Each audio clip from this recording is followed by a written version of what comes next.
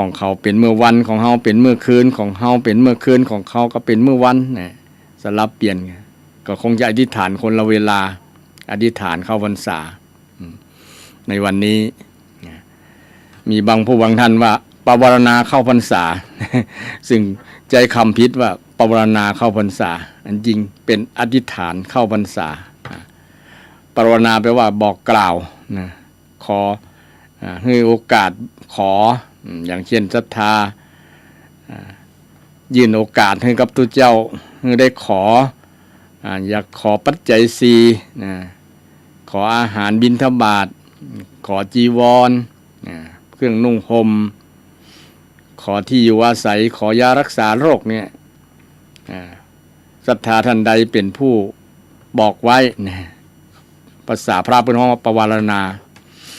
ปวารณาหรือบอกกล่าวตักเตือนอย่างเช่นพระสงฆ์ช่วงออกพรรษานี้จะมีการพิธีกรรมมหาปวารณาออกพรรษาก็คือเปิดโอกาสให้กล่าวตักเตือนกัน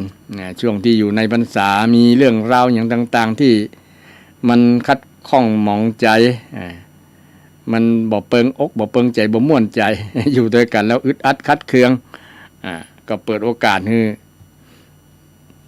ว่ากล่าวตักเตือนกันได้นี่เปิดห้องปวารณาแต่อธิษฐานเนี่ยเป็นการตั้งใจอธิษฐานอธิยิ่งใหญ่อธิยิ่งใหญ่นะฐานะแปลว่าตั้งใจอย่างยิ่งใหญ่เลยละนะเป็นการตั้งใจของตุเจ้าตั้งใจจะอยู่เนี่ยอยู่ภายในวัดนี้สถานที่นี้ภายใน3 เดือนนะอิมัสสมิงอาวาเสอิมังเตมาสังวัดสังอุเปมิตุเจ้ากล่าวคำบาลีนะซึ่งแปลว่าข้าพเจ้าจะเข้าอยู่เข้าอยู่ที่นี่อาวาเสในที่นี่นะตลอดเดือนเตมาสังตลอด3 เดือนนะเตแปลว่า3มาสะแปลว่าเดือนมาสเนี่ยมาสะ3 เดือนอยู่ในที่นี้นะบอกไปไหนนะบอกไปไหนเพราะว่าที่มาที่ไปประวัติความเข้าพรรษาก่อนจะมาอู้เรื่องเข้าพรรษาศรัทธาก็ขออู้เรื่องก่อนหน้านี้สักวันคือตวานี้วันที่1เป็นวันสำคัญทางศาสนาเป็นวันที่พระพุทธเจ้าแสดงธรรมเป็นครั้งแรกในโลกเปิดห้องว่าแสดงธรรมจักรวัฏนสูตรสูตรว่าด้วยการหมุนธรรมจักรหมุนล้อวงล้อแห่งธรรมวงล้อแห่งธรรมหมุนคือประกาศศาสนานั่นเองได้เกิดพระสังฆรัตนะครบรัตนตรัย3 อย่างคือพระพุทธรัตนะธรรมรัตนะสังฆรัตนะรวมเป็นรัตนตรัยนะแปลว่ารัตนะ3 อย่าง3 ประการครบในวันซึ่งตรงกับตวานี้จึงขึ้น15 ค่ำเดือน10เหนือแต่เป็นเดือน8ตั้งใต้เดือน8ใต้เดือน10เหนือซึ่งมีเหตุการณ์ในสมัย 2,000 กว่าปีมาแล้วที่พระพุทธเจ้าแสดงธรรมให้กับปัญจวัคคีย์ทั้ง5ที่ป่าอิสิปตนะมฤคทายวันป่าอิสิปตนะอยู่ที่ป่าปัญจวัคคีย์นี้เป็นคนกลุ่มแรกที่ได้ฟังเทศน์ของพระพุทธเจ้าแล้วก็บรรลุธรรมได้เป็นพระอรหันต์รูปแรกคืออัญญาโกณฑัญญะที่เป็นสาวกของพระพุทธเจ้าแล้วก็ได้เกิดสังฆรัตนะขึ้นเป็นพระสงฆ์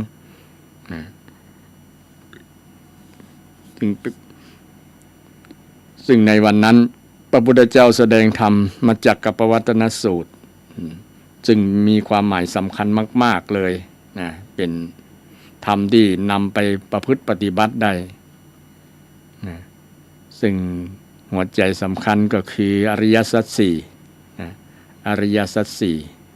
4คือความจริงอันประเสริฐ4 ประการที่พุทธเจ้าได้สอนในธรรม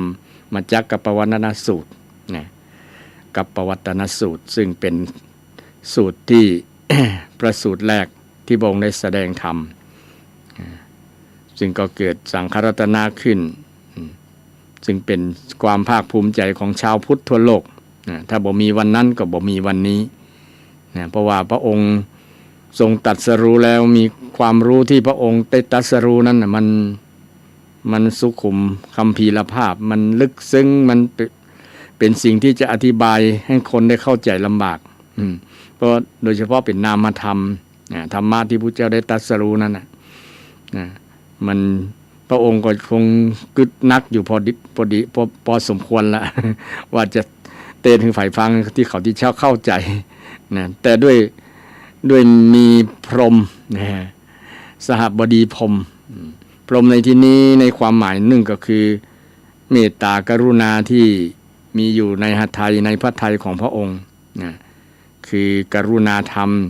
ที่เราได้ยินบ่อยๆว่าพระองค์ทรงมีพระมหากรุณาธิคุณ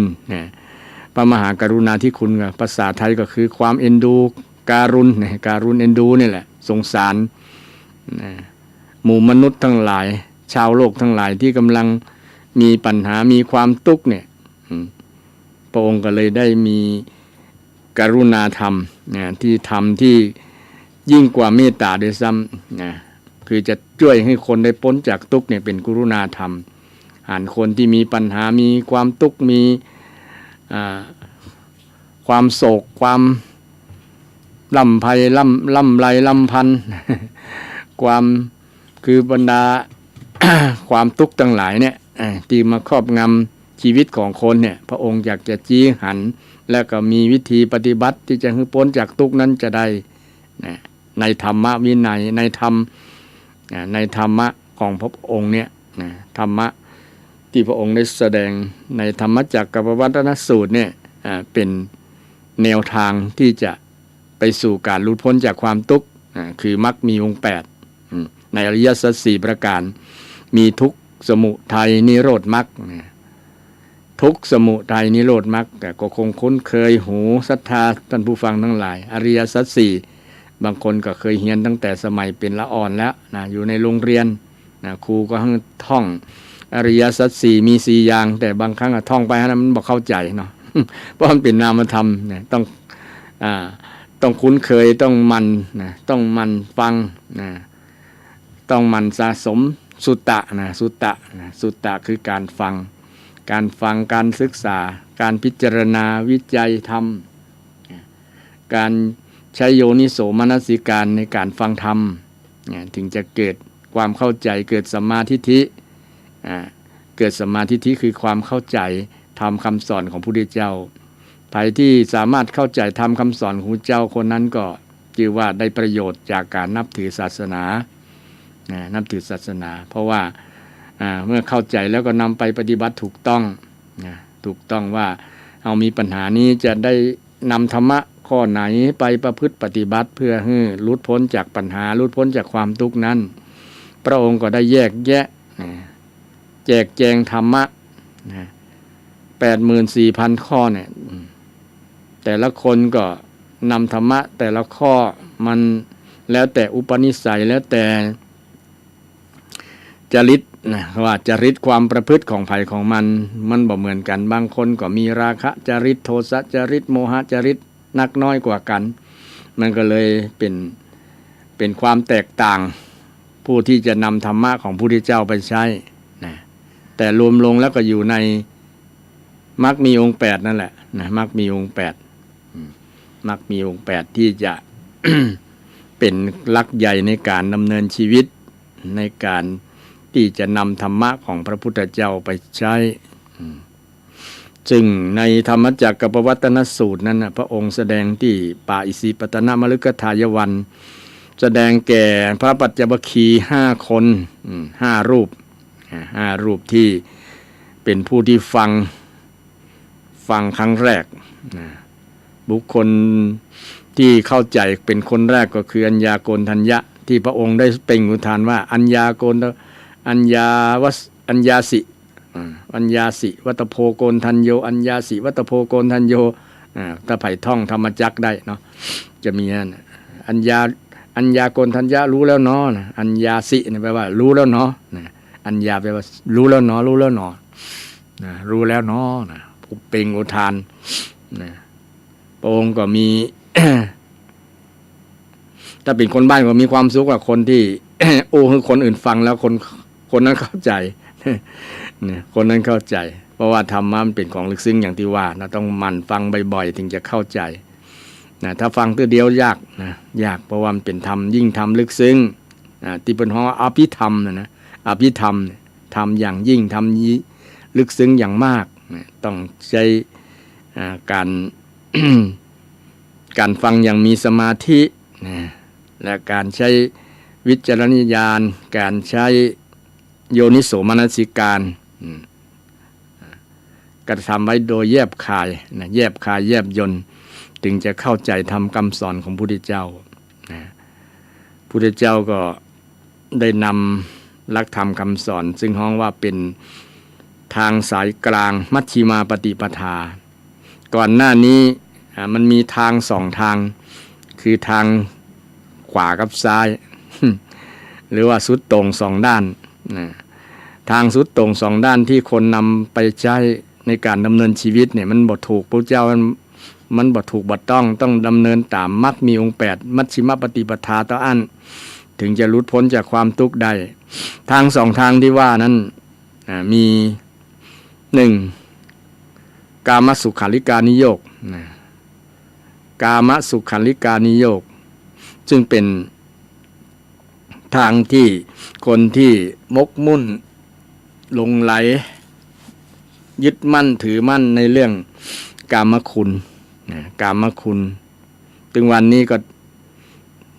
เกือบ 100% นะ90 กว่าเปอร์เซ็นต์ที่คนยังเป็นทาสของกามคุณ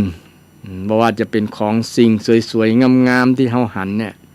เฮาก็ติดอุปทานยึดมั่นถือมั่นว่ามันเป็นของเฮา นะ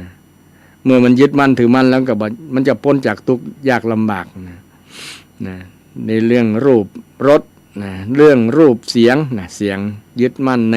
เสียงเพราะเสียงนักร้องเสียงอันนั้นเสียงอันนี้ยึดนะยึดมั่นมาเป็นทาสตกเป็นทาสของกามคุณนั่นเองตกเป็นทาสได้ยินได้กลิ่นหอมกลิ่นเหม็นมันก็มีผลต่อจิตใจของคนกามคุณทั้ง5รูปเสียงกลิ่นรสโผฏฐัพพะสัมผัสนุ่มอ่อนแข็งกระด้างนี่ก็แล้วแต่บางคน ติดในสิ่งนั้นในสัมผัสนุ่มสบายอย่างมันนะริมรสเกี่ยวกับเรื่องรสชาติเรื่องอาหารการกินหมดเนี่ยส่วนมากคงกับ90 กว่าเปอร์เซ็นต์กับติดเรื่องรสชาติเรื่องรสชาติเมื่อคนไปยึดติดในรสชาตินี่เรื่องกามคุณทั้งหลายกามสุขันธ์กามสุขคือสุขเกิดจากกามเนี่ยมันจะบ่พ้นจากทุกข์ยิ่งเสพก็ยิ่งเพิ่มจำนวนขึ้นเรื่อยๆพุทธเจ้ามองมีทัศนะมองแบบนั้นมันก็เป็นแต่ก่อนคนคิดว่ามีเงินสัก100,000 บาทก็ถือว่าป้อละนะรวยละสมัย 40-50 ปีนะมีเงินสัก100,000ก็ถือว่ามีเงินนักบัดเดี๋ยวมีเงินล้านนะจำนวนเพิ่มเป็น10 เท่าก็ยังบ่พอใจยังคิดว่าน่าจะมีสัก10 ล้าน20 ล้าน100 ล้านพันล้านหมื่นล้านไปเรื่อยๆเพิ่มจำนวนเรื่อยๆมันบ่มีที่สิ้นสุดเลยนะความสุขเกิดจากกามคุณนะสิ่งความสุขเกิดจากการมีการเป็นหมู่นี้นะมันบ่มียุตินะมีแต่เพิ่มจำนวนเรื่อยๆฉะนั้นในท่าทีของพุทธศาสนาเดินระหว่างทางสายกลางระหว่างกามสุขและอัตตกิลมัฏฐานุโยคอัตตกิลมัฏฐานุโยคทางที่2นี่ก็สุดตรงเช่นเดียวกันนะคือทำตัวให้ลำบากนะทำตัวให้ลำบากทำตัวให้มันทรมานที่จะฆ่ากิเลสให้พ้นจากทุกข์เอาไปมามันจะฆ่าตัวเก่าก่อนนะจะตายก่อนมันจะอย่าง เพราะว่าบางคนนี่ถือว่าตัวเก่าเข่งนะปฏิบัติเข่งนะบักยอมกินข้าวอย่างเป็นต้นเพื่อจะเอาบรรลุพระอรหันต์อย่างเป็นต้นนะอดข้าวอดน้ำทรมานร่างกายนอนบนเหล็กแหลมนะบ่นอนบนที่มันจะพอเป็นสัปปายะนะแต่บ่สบายเกินบางคนสบายเกินหรอนะคือเอานุ่มลุ่มหนาๆตั้งในมีนุ่นสำลีอย่างที่บัญญัติในศีล8นั่นนะศรัทธาท่านผู้ฟังนะอันนั้นก็เกินไปนะเกินไปเอาพอประมาณพอดีนะพอดีที่มันจะบอกเป็นโทษทั้งสองฝ่ายถ้าเอาแบบนั้นมันก็จะติดในความสบายนะติดในความสบายแล้วก็บ่เป็นประโยชน์ต่อบางครั้งเป็นโทษต่อร่างกายด้วยซ้ำมันบ่ได้สัมผัสแข็งนะหลังเนี่ยเวลานอนเนี่ยบ่ได้สัมผัสบ่ได้นวดหลังนวดอย่างมันก็อาจจะประสาททั้งหลังมันก็จะทำงานบ่เต็มที่นะมันบ่ได้บริหารหลังโดยนะฉะนั้นพุทธเจ้านี้คือทรงหันประโยชน์จากด้านเรื่องสุขภาพกายด้วยนะศรัทธาท่านผู้ฟังนะบ่ใช่ว่าจะบ่หันประโยชน์เรื่องสุขภาพฉะนั้นพระองค์จึงบัญญัติให้เดินทางสายกลางให้บอกบ่หย่อนบ่ตึงเกินนะบ่หย่อนตึงเกินนะก็อาศัยกามคุณแต่ว่าบ่ให้เป็นทาสกามคุณและก็บ่ทำให้ตัวลำบากเนี่ยบ่ทำให้ตัวเก่าลำบากคนสมัยก่อนคนอินเดียเนาะปฏิบัติตัวเก่าให้ลำบากเกินแล้วก็ให้สุขเกินนะกามสุขเนี่ยให้สุขเกินไปมันก็ติดสุขมันก็ศรัทธาคนเฮาติดสุขเนาะเดี๋ยวนี้ก็ติดแอร์เนี่ยมันก็ไผบ่ได้อยู่แอร์บ่ได้นอนแอร์บ่หลับนะนอนบ่หลับเพราะว่ามันร้อนมันก็เลยติดสุขต่อไปแฮมถ้ามันร้อนกว่านี้แอร์ก็คงช่วยบ่ได้แล้วมันก็ จะต้องเพิ่มจำนวนอุณหภูมิให้ต่ำลงเรื่อยๆเนาะที่ทำให้มันเย็นเนี่ยต่อก่อน25เดี๋ยวนี้คงเป็น20อะไรเนี่ยต่อไปเป็น10ปลายเนี่ยเพิ่มจำนวนความสนองความสบายยึดติดในความสบายมันก็เลยเป็นทุกข์ไงคนแต่ก่อนบ่หันมีแอร์มีพัดลมอย่างก็นอนได้แม่นก็ท่านผู้ฟังนะ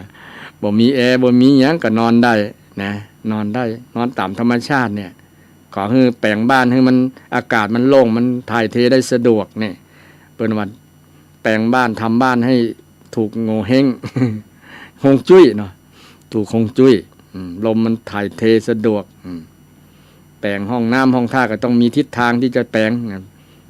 คือมันเป็นประโยชน์ต่อสุขภาพร่างกายอันนี้ก็เป็นยกตัวอย่างให้ท่านผู้ฟังทั้งหลายฟังว่าการดำเนินชีวิตที่ติดสุขมันก็บ่พ้นจากทุกข์ได้มันเพราะว่ามันจะเพิ่มจำนวนความสุขเรื่อยๆความสบายติดสบายไอ้กามสุขขันลิกานิโยคเนี่ยติดสบายไอ้อัตตกิลมัฏฐานุโยคนี่บ่ติดสบายแต่ว่ามันทำให้ตัวเก่าลำบากทรมานตัวเก่ามันก็บ่เกิดประโยชน์หยังพระพุทธเจ้าก็เคยมาแล้วนะสมัยที่อยู่กับปัญจวัคคีย์ทั้ง5น่ะปัญจวัคคีย์ทั้ง5เลยศรัทธาแล้วโอ้เข่งแต่ว่านะมีความหวังว่าจะบรรลุอรหันต์แล้วแต่บ่ใช่สักกรรมพระองค์นะอดอาหารก็อดแล้วนะอย่างทุกอย่างหลายๆอย่างที่เขาเคยทำมาที่มันทรมานตัวเก่านะจนเนื้อเอ็นกระดูก เนื้อหนังเนี่ยมันหุ้มแต่กระดูกนั่นแหละเนื้อก็เหือดแห้งไปหมดเลือดเนื้อก็แทบจะบ่มีกำลังที่จะทรงอยู่หรือว่านั่งได้เพราะว่ามันของที่ว่ามันทรมานตัวเก่าทำให้ตัวเก่าลำบากเนี่ยภาษาพระเพิ่นว่าทุกขะกิริยาที่ทำได้ยากนะกิริยาที่ทุกขะกิริยาพระองค์ก็ได้บำเพ็ญมาแล้วนะแต่มันก็บ่บรรลุกิเลสแทนที่มันจะตายมันก็ซ้ำหัวไข้หัวเลาะเยาะกิเลสแทนที่จะชมชื่นมันก็หัวเลาะเยาะว่าอันนี้เป็นผู้ที่หลงไหลนะเป็นผู้ที่หลงทางแล้วเข้าทางเฮาละ เข้าทางเฮาอันนี้เป็นความคิดคนแต่ก่อนนะถ้าไปทรมานตัวเก่าก็จะพ้นจากทุกข์ส่วนหนึ่งนั้นคนหนึ่งต่างปฏิบัติของคนส่วนหนึ่งก็ว่าถ้าได้สนองความอยากสนองกามคุณสนองกิเลสมันก็จะพ้นจากทุกข์ มันบอดปนทั้งสองฝ่ายนั่นแหละมันยิ่งทางด้านกามสุขนี่ยิ่งเพิ่มจำนวนขึ้นเรื่อยๆนะยิ่งเพิ่มจำนวนขึ้นเรื่อยๆเขาจะหันว่าสังเกตเขาเนี่ยศรัทธาเวลาเขาสมัยเขาเป็นละอ่อนเขากินข้าวกินนี่ยังกะลำเนี่ยแต่เดี๋ยวนี้ต้องเลือกนะอันนั้นกับบะลำอันนี้กับบะลำเพราะว่าประสาทสัมผัสลิ้นของเขาเนี่ยมันบ่เหมือนเก่ามันบ่เนินแล้วเนาะรับรสชาติแม้แต่หูดังสาบ มันบ่สาบแล้วเนี่ยมันบ่หอมมายังมันแต่ก่อนเพราะว่าประสาท การทำงานของอวัยวะของเรามันเสื่อมลงเรื่อยๆมันก็เลยเป็นผลต่อการลิ้มรสอาหารมันบ่เหมือนแต่ก่อนคนโดยเฉพาะผู้สูงอายุทั้งหลายนะเรียกร้องอดีตที่เคยหวานกินล้ำก็อยากจะล้ำเหมือนแต่ก่อนเนี่ยนะมันก็เป็นไปยากเพราะว่าธรรมชาติมันเสื่อมลงโดยเฉพาะธรรมชาติของร่างกายของคนเราแม้ขอศรัทธาอันอย่างก็เสื่อมลงไปนะดินสู่ดินนะน้ำสู่น้ำลมสู่ลม ไฟสู่ไฟมันก็จะคืนธรรมชาตินะเพราะว่าคนเรามาจากธรรมชาติธาตุสี่ขันธ์ห้ามันก็มันเจริญที่สุดแล้วก็ขาลงละนะอายุ50ไปแล้วก็เริ่มขาลงละศรัทธากึ่งคนมาแล้วเนี่ยฉะนั้นศรัทธาท่านผู้ฟังทั้งหลายก็ลองพิจารณาดูพุทธเจ้าได้สอนเรื่อง ธรรมจักรกับปวัณณสูตรเนี่ยเรื่องการดำเนินชีวิตสองทางที่สุดโต่งเนี่ยมันบ่ใช่ทางที่เราจะดำเนินสอนให้กับพระทั้ง5รูปปัญจวัคคีย์เนี่ย5รูปในวันขึ้น15ค่ำเดือน10เดือน10เหนือเดือน8ใต้ต้องย้ำบ่อยๆเดือน10เหนือเดือน8ใต้ถ้ากับคนยุคปัจจุบันนี้ก็มีบอกกี่คนที่ฮู้เข้าใจเนาะแม้แต่คนรุ่นก่อนกับบางคนก็บ่ฮู้แล้วเนาะเพราะว่าการนับตังภาคล้านนาเนี่ยจะนับเพิ่มไปแหม2 เดือนเนาะ2 เดือนเดือน8ก็เป็นเดือน10เดือน10ก็เป็นเดือน12 12เป้ง ตั้งใต้ก็เป็นเดือน10ตั้งใต้ทางภาคกลางภาคอีสานภาคใต้หมู่นี้เนาะเพิ่นจะนับประมาณนั้นนับน้อยกว่า2 เดือนแต่ความหมายก็เหมือนกันเหมือนเดิมก็คงเกี่ยวกับเรื่องฤดูอากาศต่างๆเนี่ยเพิ่นจึงนับเพราะว่าทางเหนือนี่เวลาฤดูฝนฤดูนั่นน่ะมันจะสัมพันธ์กันมันจะสัมพันธ์กันแล้วฤดูฝนฤดูร้อนฤดูหนาวเนี่ยเนาะมันก็ต้องนับเกินอย่างทางใต้เขาสังเกตว่าจะมีฤดูฝนยังบ่หมดเตือนนะเป็นช่วงที่หนาวก็ยังมีฝนอยู่แหละแสดงว่าฤดูฝนกับฤดูหนาวมันจะคลาดเคลื่อนกันน้อยนะก็เลยเป็นการนับที่เพิ่มแหมอันนี้เหตุผลหนึ่ง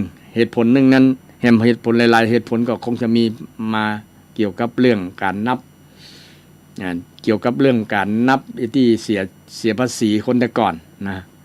เกี่ยง5 9เสียติดกับจันทร์เนี่ยถ้าเดือนเกี่ยงเดือน5เดือน9เนี่ยไปเสียติดกับจันทร์นะมันก็จะจำง่ายประมาณนั้นคนแต่ก่อนเพิ่นจะเสียภาษีเลยเอากำหนดว่าเกี่ยง5 9เสียติดกับจันทร์อย่าง60เสียอังคารวันเดียวเนี่ยถ้าเป็นเดือน6เดือน10เนี่ยจะเสียวันอังคารมีพุธพัดศุกร์เสาร์อย่างก็มีเดือนที่ต่อมานั้นนะ31 37 11เสียเสาร์กับพัดเสียศุกร์กับพุธอย่างนั้นนะก็มีเดือนที่จะเสียเดี๋ยวนี้เลยเอาว่าเดือนนั้นมันเป็นเดือนที่กำหนดว่ามันเป็นเดือนเสียเสียหายห้ามไปทำมงคลห้ามอย่างต่างๆก็เป็นที่มาของวันเสีย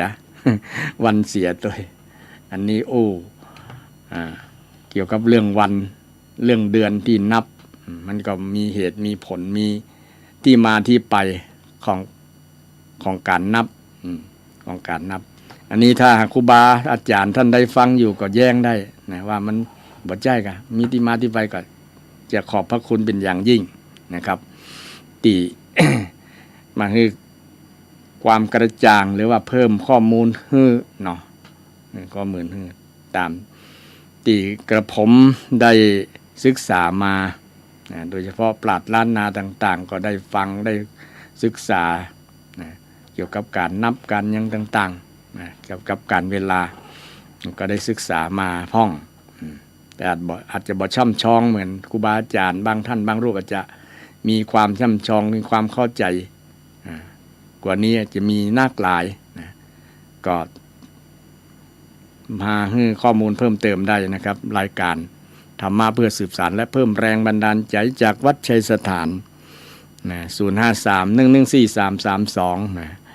053-114-332ศรัทธาญาติโยมท่านใดอยากจะ เพิ่มเติมข้อมูลหรือว่า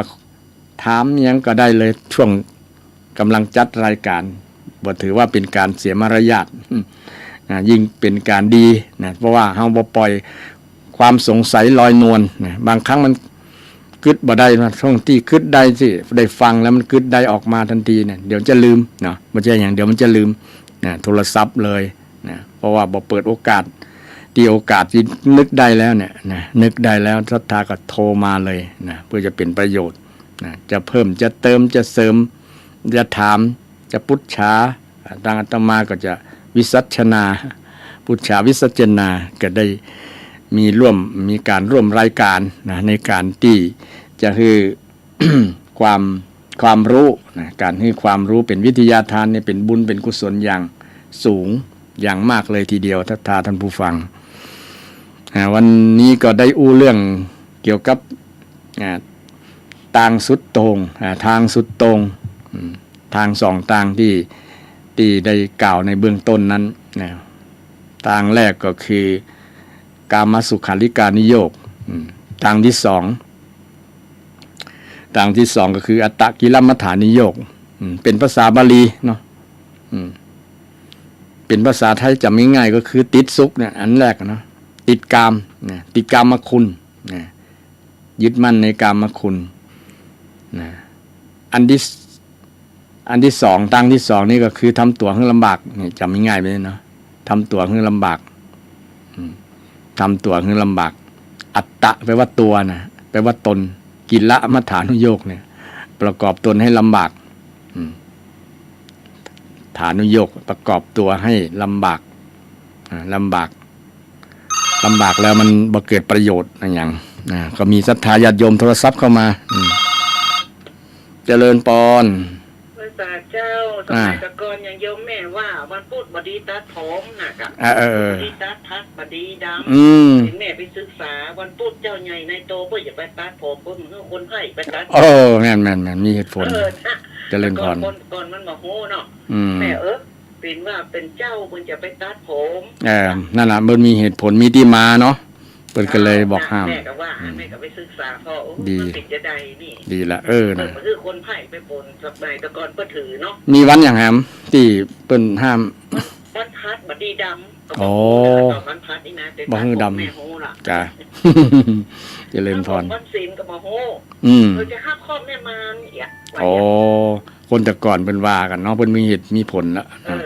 บดีสาแม่นต้องธรรมดาดีละฟังนะแต่ว่าก็ไปวัดนะดีเนาะศรัทธาไปวัดไปว่ากันเข้าวัดเข้าว่ากันเนาะไปทำบุญครูแม่ก็ฟังท่านก็ว่าถูกวันเสียเป็นอันนี้เสียภาษีแม่ก็บ่โหห้องแต่ก่อนเพิ่นก็นะเสียนั่นนะเกี่ยวกับภาษีเจริญพรเจ้าสาธุสาธุเน้อเนี่ยแม่ถ้าจำบ่ผิดมาจากนั่นเนาะตั้งสันทรายเพิ่นได้มา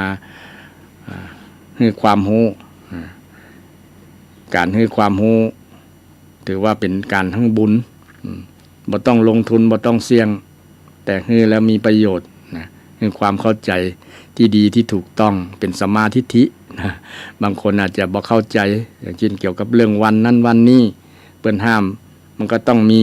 สาเหตุเนาะที่เพิ่นห้ามเช่นคนกรรมบาเก่าเนี่ยเพิ่นห้ามนั้นห้ามนี่มันก็มีเหตุผลเนาะ จะไปว่าตรงๆบางครั้งก็มันคนเขาบ่เชื่อเนาะต้องมีกุศโลบายในการบอกในการห้าม มีกุศโลบายมีปริศนาธรรมตัวนะแฝงอยู่ในนั้นเพื่อคนได้ศึกษาเอาเข้าใจตัวเก่าเข้าใจเองนะบ่ต้องได้บอกนะเพราะว่าคนนะชาวพุทธเนี่ยเป็นคนที่มีสติปัญญาสูงนะบ่ต้องมาบอกกันละแต่ว่าศึกษาเอาคนเดียวนะหัวคนเดียวเพิ่นสังเกตเอาคนเดียวแล้วก็จะได้เกิดสติปัญญาเนี่ยแม้แต่ ปริศนาเกี่ยวกับการจัดงานศพแต่ละ พิธีกรรมต่างๆเนี่ยมันเป็นการสอนคนทั้งนั้นนะตั้งแต่เอาศพเข้าล่องเข้านะมัดมือตาสังต่างๆเกี่ยวกับพิธีกรรมนะก็เป็นการสอนกันนะสอนคนที่อยู่ตั้งหลังให้ได้ฮู้ได้เรียนรู้คนเดียวนะได้เรียนรู้เองนะเรียนรู้เองว่ามันหมายถึงอย่างยังนะบางคนก็อ่านได้อ่านเข้าใจอ่านออกเนาะฮู้พอแล้วก็ฮู้เลยโอ้เพิ่นสอนอีเนาะมันเป็นไอ้นี่เนาะนะเพราะว่าคนแต่ก่อนเพิ่นก็ฉลาดเนาะปราชญ์เป็นห้องว่าปราชญ์ชาวบ้านนะได้แปลงพิธีต่างๆทำพิธีกรรมต่างๆไว้นะให้คนได้ศึกษาในคนศึกษาเป็นปุคลาธิฐานยกบุคคลยกสิ่งของเป็นที่เป็นการแสดงธรรมไปในตัวแสดงธรรมที่บ่ต้องใช้คนอธิบายนะใช้สิ่งของอธิบายใช้วัตถุอธิบายให้เข้าใจเอง ให้เข้าใจเองนี่เข้ามาสู่เรื่องหนทางที่พระพุทธเจ้าได้สอนให้กับปัญจวัคคีย์2ทางที่ว่าบอกควรเดินทางแรกนั้นติดสุขเนี่ยที่ภาษาบาลีเป็นห้องว่ากามสุขันลิกานิโยกกามสุขันลิกานิโยกประกอบตนให้อาศัยความสุขเกี่ยวกับเรื่องกามคุณกามะความใคร่กามะแปลว่าความใคร่แล้วคำว่ากามเนี่ยบางคนก็เข้าใจเรื่องเฉพาะเรื่องเพศมันบ่ใช่นะกามหมายถึงว่ากามคุณทั้ง5อย่างทั้งรูปเสียงกลิ่นรสโผฏฐัพพะพวกนี้เป็นกามคุณกามคุณ5ซึ่งเป็นสิ่งที่น่าใคร่อยากเป็นสิ่งที่น่าอยากน่าใคร่น่าจะเอามาเป็นเจ้าของประมาณนั้นนะอยากจะได้มาเป็นองค์กรรมคุณมาสนองความอยากนะสิ่งที่ตัวเก่าหันก็ดีนะเป็นรูปสวยๆงามๆก็อยากได้นะเสียงที่ไปเพราะก็อยากฟังนะรูปรสกินหอมก็อยากได้มาดม นะอย่างแฮมรสนะรสคือรสอร่อยรสหวานๆนะกินง่ายๆก็อยากมารับประทานนำมาดื่มนำมาบริโภคนี่บริโภคแล้วก็ติดใจนะก็กินเพิ่มไปเรื่อยๆนะติดตัวติดนี่นะอุปทานเนี่ยติดใจเนี่ยนะแล้วก็ติดในตัวมันเลยขาดบ่ได้เป็นเสพติดไปเลยเนี่ยเสพจนติด อย่างเช่นยาที่จะเสพแล้วดื่มกินแล้วดื่มแล้วเนาะก็ติดมันบ่ใช่ติดเฮาแต่เฮาติดมัน ติดมันละมันบ่ได้นะการที่ละกรรมคุณบ่ได้เนี่ยคือหนทางที่จะบ่พ้นจากทุกข์มีแต่เพิ่มทุกข์ถึงวันเนี่ยคนก็ติดเรื่องพวกเนี่ยติดทุกข์ก็รู้กันบางครั้งมันมีจำนวนน้อยเนาะแต่เช่นทรัพยากรบอกว่าทรัพยากรบุคคลทรัพยากรธรรมชาตินะอย่างต่างๆที่คนจะไปรู้กันมันมีจำนวนน้อยก็เลยรู้กันก็ได้ฆ่ากันแสดงความเป็นเจ้าของแย่งกันรู้กันก็เลยเป็นปัญหาแทนที่จะมีความสุขเนาะสุขเกิดจากการเสพการติดความสุข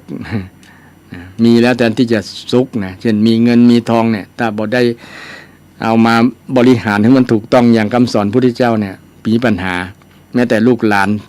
พ่อแม่ตายแล้วก็ยังมาลู่กันนะแบ่งสมบัติแย่งสมบัติกันเนี่ยมันติดกามสุขทั้งนั้นนะแต่ถ้าเฮาอยู่เหนือมันคือเฮายังใจมันอยู่นะแต่จะให้มันใจเฮาต้องใจมันเช่นเงินเนี่ย เฮาต้องใช้เงิน แต่เงินเมื่อใดเงินมาใช้เฮาเนี่ยใจเฮาใส่หัวใส่พักหัวเฮาไปทำอันนั้นทำอันนี้เพราะเงินเนี่ยแสดงว่าเฮาเป็นทาสของเงินแต่ถ้าเฮาใจเงินนั้นเป็นทาสเฮา นะบริหารเงินให้ได้นะแต่ถึงวันนี้มีส่วนหนึ่งเนี่ยเป็นทาสของเงินนะทาสของวัตถุนะทาสของสิ่งของถ้าขาดมันบ่ได้เลยเป็นต้นนะบางคนบ่มีเงินสักบาทก็อยู่ได้แล้วนะอยู่ได้อาจารย์อยู่ได้ด้วยธรรมะนี่แหละธรรมชาติคนเอาถึงบ่อดตายเนาะบ่มีเงินแต่คนแต่ก่อนก็บ่ใจเงินหรอกเนาะลงนาก็ในน้ำมีปลาในนามีข้าวนะบ่ต้องใจเงินสักบาทแต่เดี๋ยวนี้มันยากอย่างว่าเนาะปัจจุบันยุคปัจจุบันนี่นะตื่นเช้ามาต้องเสี่ยงแหละจะย้อนยุคไปสมัยแต่ก่อนมันก็ยากนะ40-50 ปีก่อนนะบ่ต้องใจเงินนักละนะก็อยู่ได้นะอยู่ได้แต่เดี๋ยวนี้มันก็เลยเป็นว่ายุคเงินนะยุคเงินทองนะยุคของเงินแต่เงินบ่จะเป็นคำตอบสุดท้ายเสมอไปนะขาดเงินเหมือนขาดใจนะบางคนขาดเงินเหมือนขาดใจเพราะว่าเงินเป็นตัวแปรสำคัญนะบ่มีข้าวก็ต้องเอาเงินไปซื้อนะซื้อข้าวกินบ่มีหยังก็เอาเงินนี่แหละเงินเป็นตัวแปรสำคัญแต่อย่าให้มันเป็นนายเฮานะเป็นนายเฮาต้องเป็นนายของมันใจเงินอย่าให้เงินมาใจเฮา แต่เงินใจเฮาเมื่อใดอิดนะเฮาจะเป็นทุกข์ไงเป็นทุกข์ต้องใจมันต้องเป็นนายมันอย่าให้มันเป็นนายเฮานายเฮาเพราะว่าความสุขของที่พระเจ้าได้สอนไว้นะสุขเกิดจากการใช้ทรัพย์ใช้สอยทรัพย์เนี่ยนั่นก็ศรัทธาไม่ใช่ว่าสุขเกิดจากการทรัพย์มาใช้สอยเรา สุขเกิดจากการใช้ทรัพย์สินเนี่ยคือบริหารให้มันถูกต้องนั่นเองนะส่วนนี้ไว้ซื้อกับข้าวกับปลาส่วนนี้ไว้เก็บไว้ยามเจ็บเป็นเอ็นอุ่นส่วนนี้ไว้ซื้ออาหารมาเลี้ยงดูลูกหลานลูกครอบครัวส่วนนี้ทำบุญนี่แยกเป็น 4-5 ส่วนด้วยกันเนาะ4 ส่วนนะเพื่อนว่าอันอย่างก็ให้เขากู้นะใช้หนี้เก่านะใช้หนี้เก่าก่อนนะใช้หนี้เก่าให้เขากู้ยุลงเหวเอาฝังไว้นะเร็วฝังไว้นะ4 ส่วนนะให้เขากู้ใช้หนี้เก่าให้เขากู้นะใช้หนี้เก่าเขา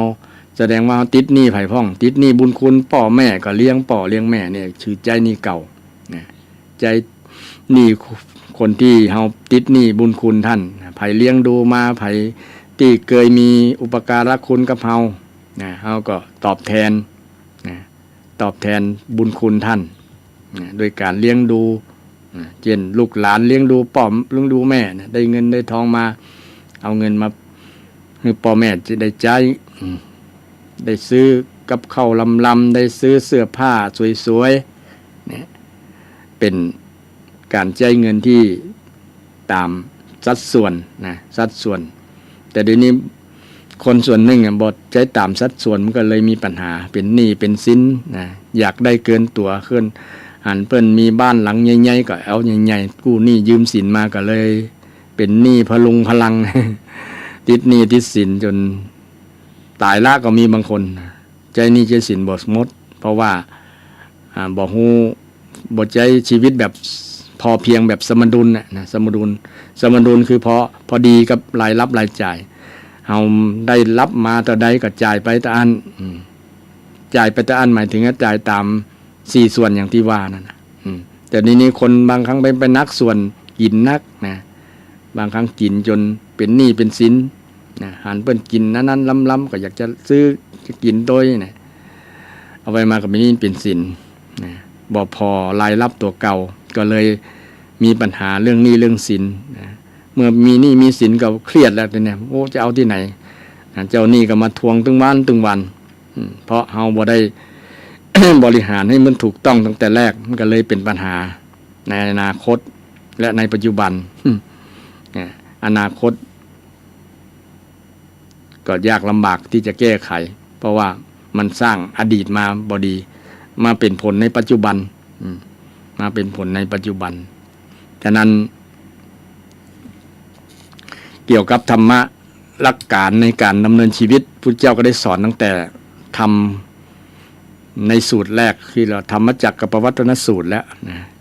ตีห้องว่าติดสุขย่อคำย่อง่ายๆคือติดสุขอย่าติดสุขอย่าสบายเกินไปนะเพราะว่าการสบายนี่มันบอกมีขอบเขตไงมันมีเพิ่มจำนวนขึ้นเรื่อยๆนะเพิ่มจำนวนขึ้นเรื่อย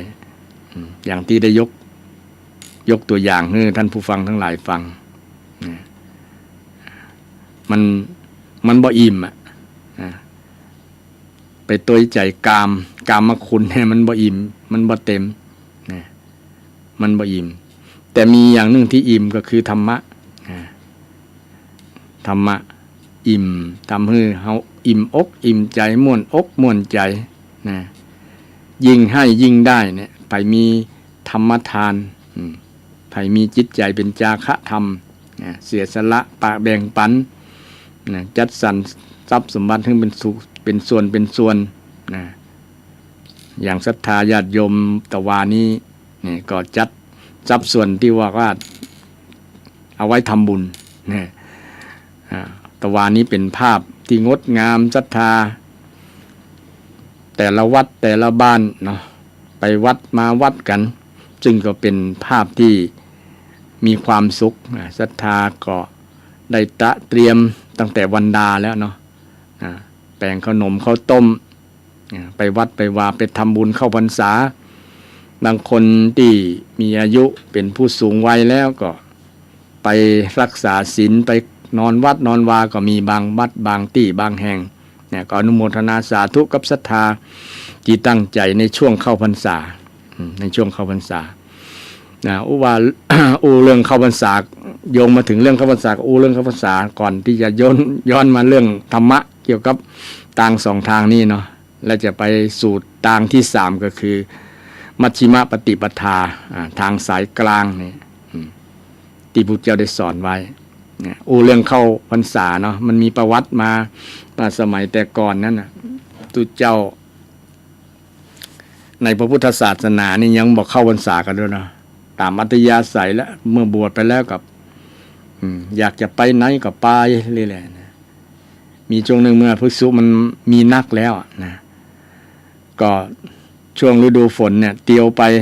สัญจรไปตามที่ต่างๆไปย่ำเข้ากล้าย่ำพืชผลที่ศรัทธาปลูกไว้นะได้รับความเสียหายศรัทธาบางผู้บางท่านฟังแล้ว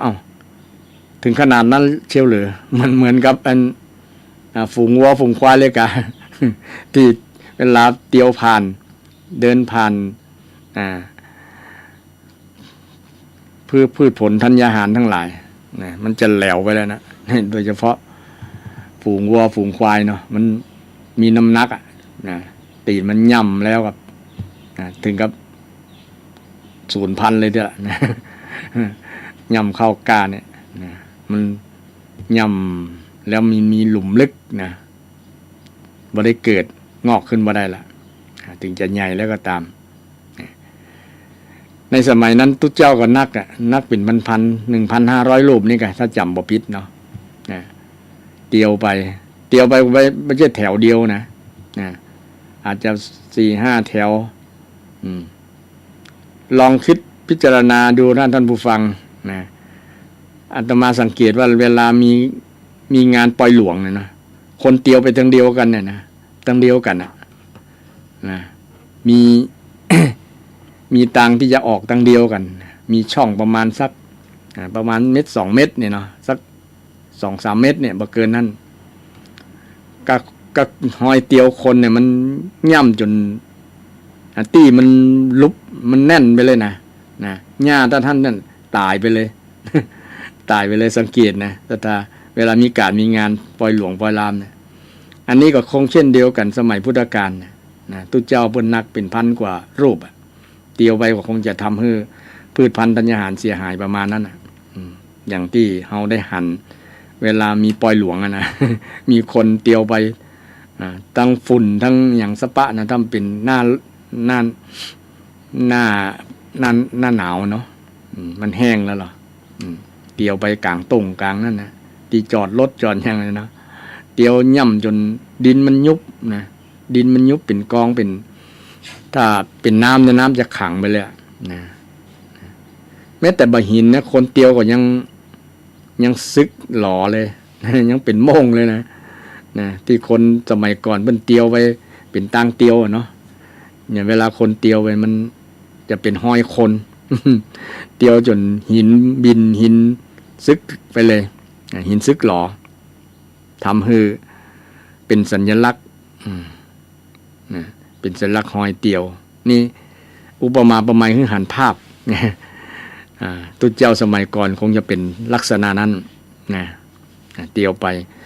ก็สร้างความเดือดร้อนให้ศรัทธาก็มาฟ้องร้องพระพุทธเจ้า มาเรียกร้องมาบอกโอ้ตุเจ้าสาวกของท่านเป็นอย่างบ่อยู่กับตีกับทางหน้าฝนนะควรที่อยู่กับตีนะบ่เหมือน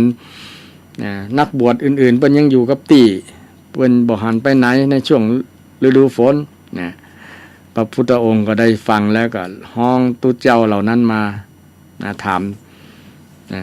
มความเป็นมาเป็นไปจะได้จริงบ่องค์บ่ได้เชื่อเลยนะต้องห้องคนที่ทำเหตุคนที่มีส่วนเกี่ยวข้องมาอูมาจาก่อนมาถามก่อนถามฮู้จริงก่อนมันเป็นนั่นแต่กะนะไปย่ำเข้ากล้าเขากะนะเขาเพิ่นมาฟ้องเนี่ยโอ้ก็แม่นละท่านแม่นละพระองค์อันการเนี่ยจะนี่มันบ่ดีเนอะต่อไปเฮาควรจะอยู่กับตีกับทางนะในช่วงฤดูฝนนะเพื่อบ่ให้ศรัทธาลำบากศรัทธาที่เป็นปลูกข้าวปลูกนาปลูกพืชพันธุ์ธัญญาหารได้รับความเดือดร้อนนะตุเจ้าควรจะอยู่เป็นตีเป็นตางเนอะดีก็นะเพิ่นก็บ่ได้บังคับนะพระพุทธองค์บ่ได้บังคับแต่ถามภิกษุทั้งหลายที่เป็นผู้สร้างเหตุนะทั้งหมดก็หันดีหันงามตัวว่าดีละนะต่อไปจะได้สำรวมระมัดระวังและจะได้อยู่กับตี้ช่วงฤดูฝนนี้นะประมาณ3 เดือนอิมัสสมิงอาวาเสอิมังเตมาสังนะอธิษฐานอยู่นะอธิษฐานเข้าพรรษาอยู่ในที่ใดที่หนึ่งวัดใดวัดหนึ่งนะสิ่งหมู่ภิกษุก็นะได้ ได้รับโอวาทจากพระพุทธเจ้าแล้วก็พระองค์ก็ทรงบัญญัติวินัยบัญญัติไว้บัญญัติไว้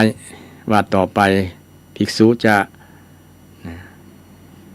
ะไปไหนในช่วงฤดูฝนเนี่ยต้องจำพรรษายกเว้นมีข้อยกเว้นตัวนะศรัทธายกเว้นว่าแต่ช่วงเข้าพรรษานี้ก็ไปไหนได้อยู่แต่ว่าต้องมีเหตุเปิ้นฮ้องว่าสัตตกรณียะสัตตกรณียะคือเหตุที่ควรไป7 วันภายใน7 วันไปแล้วต้องปิกภายใน7 วันรุ่งอรุณวันที่8ยังให้เกิดขึ้นต้องปิกภายใน7 วันปิกภายใน7 วันเหตุนั้นมีอย่างพ้องเช่นข้อแรกบอกว่า1เพื่อนสหธรรมิกหรือบิดามารดาเจ็บป่วยไข้เจ็บเป็นเอ็นอุ่นเนาะสหธรรมิกเนี่ยคืออย่างพ้องศรัทธาท่านผู้ฟังสหธรรมิกก็เป็นภาษาบาลีแหละสหแปลว่าร่วมเนาะธรรมิก็เนี่ยก็คือผู้ที่ปฏิบัติธรรมร่วมกันมีศีลมีธรรม